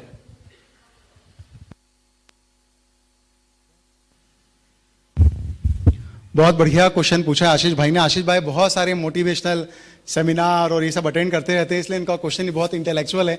बहुत बहुत धन्यवाद आशीष भाई, अच्छे संचालक भी हैं आप। देखिए, आप सबका क्वेश्चन सामूहिक ही है। लाइफ में कई चीजें होती है वो इंपॉर्टेंट होती है और कई चीज होती है जो अर्जेंट होती है। ये दो अलग अलग फैक्टर है, दोनों में थोड़ा फर्क है। फर्क क्या है, कई बार कुछ काम इंपॉर्टेंट तो है, भाई करना जरूरी है, पर अर्जेंसी नहीं बनी कि आज ही करना पड़ेगा, ऐसा नहीं है। इंपॉर्टेंट तो है, कल भी कर सकते हैं, परसों भी कर सकते हैं, नरसों भी करते हैं। तो ये क्वेश्चन जो है वो टाइम मैनेजमेंट से जुड़ा हुआ हम जो सेमिनार लेते हैं उसका एक बहुत महत्वपूर्ण विषय बनता है कि हम सारे कामों को एक कैटेगराइज करते हैं। क्या कैटेगराइज करते हैं? मेरे सामने अगर लिस्ट में 20 अगर काम हैं तो 20 काम में मैं देखता हूं मेरे लिए कौन कौन से काम इंपॉर्टेंट है और कुछ काम इंपॉर्टेंट नहीं है, जो समय तो ले लेते पर इंपॉर्टेंट नहीं है। फिर कौन से ऐसे काम है जो अर्जेंट हैं और अर्जेंट नहीं है, तो ऐसे अलग अलग कैटेगरी बनाते हैं। उसमें सबसे फर्स्ट कैटेगरी में हम रखते हैं वो काम जो इंपॉर्टेंट भी हैं और अर्जेंट भी है। ये फर्स्ट प्रायोरिटी में, क्यों? क्योंकि इंपॉर्टेंट भी करना तो है ही और उसके लिए समय भी नहीं है, वो अर्जेंसी बन गई, अब भी करना पड़ेगा। तो ये फर्स्ट कैटेगरी में उस काम को रखा ताकि वो काम करने से चूके मत। फिर सेकंड कैटेगरी में रखते हैं भाई जो इंपॉर्टेंट तो है लेकिन अभी अर्जेंट नहीं है, जिसको 2 दिन बाद भी कर सकते हैं, 4 दिन भी बात कर सकते हैं। फिर उन कामों को कैटेगरी में रखते हैं कि जो ना तो इंपॉर्टेंट है और ना ही अर्जेंट है। टाइम तो खा जाते हैं हमारे जीवन का, लेकिन इंपॉर्टेंट भी नहीं है कुछ और अर्जेंट भी नहीं है। तो ऐसे काम को लिस्ट में लास्ट कैटेगरी में रखते हैं ताकि मालूम रहे कि ये काम से बचना है, इसको करना नहीं है, मजबूरी में करना पड़ गया तो बात अलग है। तो ये कैटेगरी बना के चलते हैं। तो आशीष भाई के क्वेश्चन का ये है कि अगर आप भी अपने सारे कामों की एक लिस्ट बनाएं, कैटेगरी बनाएं, उसमें जो इंपॉर्टेंट है और अर्जेंट है वो फर्स्ट प्रायोरिटी, फिर जो इंपॉर्टेंट है वो सेकंड कैटेगरी। तो इस तरीके से आप टाइम मैनेजमेंट को प्रॉपरली करें। संतोष भाई के लिए एक शब्द, हम मचलते हैं तो अरमा मचल जाते हैं, हम मचलते हैं तो अरमा मचल जाते हैं, हम ठहरते हैं तो तूफा ठहर जाते हैं। हमें कोशिश न करो तुम बदलने की, हमें कोशिश न करो तुम बदलने की, हम बदलते हैं तो इतिहास बदल जाते हैं, हम बदलते हैं तो इतिहास बदल जाते हैं। धन्यवाद। बिल्कुल धन्यवाद। जिन्होंने अपना अमूल्य समय दिया, इतनी एनर्जी के साथ में 90 मिनट तक हमको कांस्टेंट जोड़े रखा। मैंने अभी भी बताया कि हम सारा काम आज सामूहिक कर रहे हैं, तो मैं चाहता हूं कि संतोष जी का बहुमान भी अपन सामूहिक रूप से करें। 90 मिनट तक उन्होंने हमको सेशन दिया है, कम से कम 90 सेकंड तक हम जोरदार तालियां बजा करके संतोष जी का एक बार सामूहिक रूप से बहुमान करेंगे। जय जय, हर्ष हर्ष हर्ष हर्ष हर्ष हर्ष।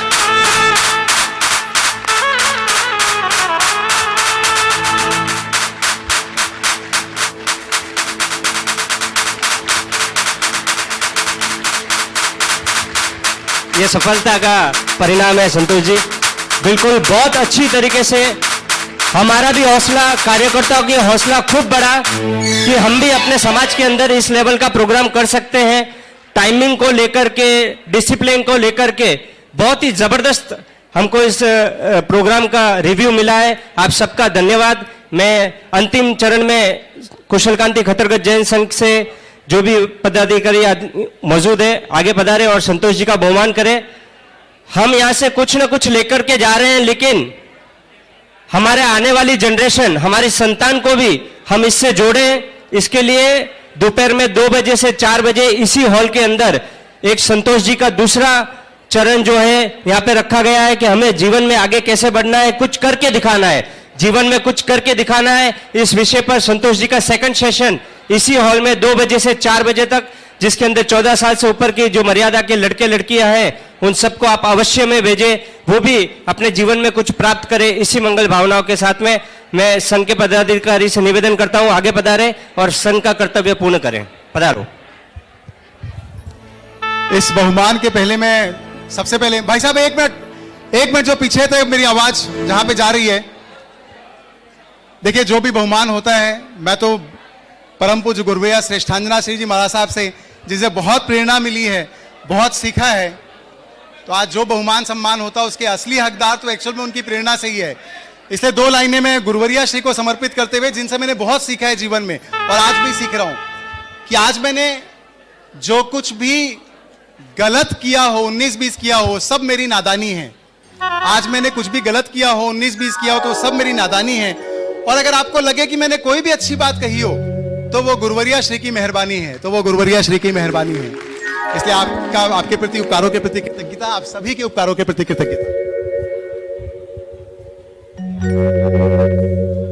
जैनम जयति शासनम, जैनम जयति शासनम, जैनम जयति शासनम, जैनम जयति शासनम।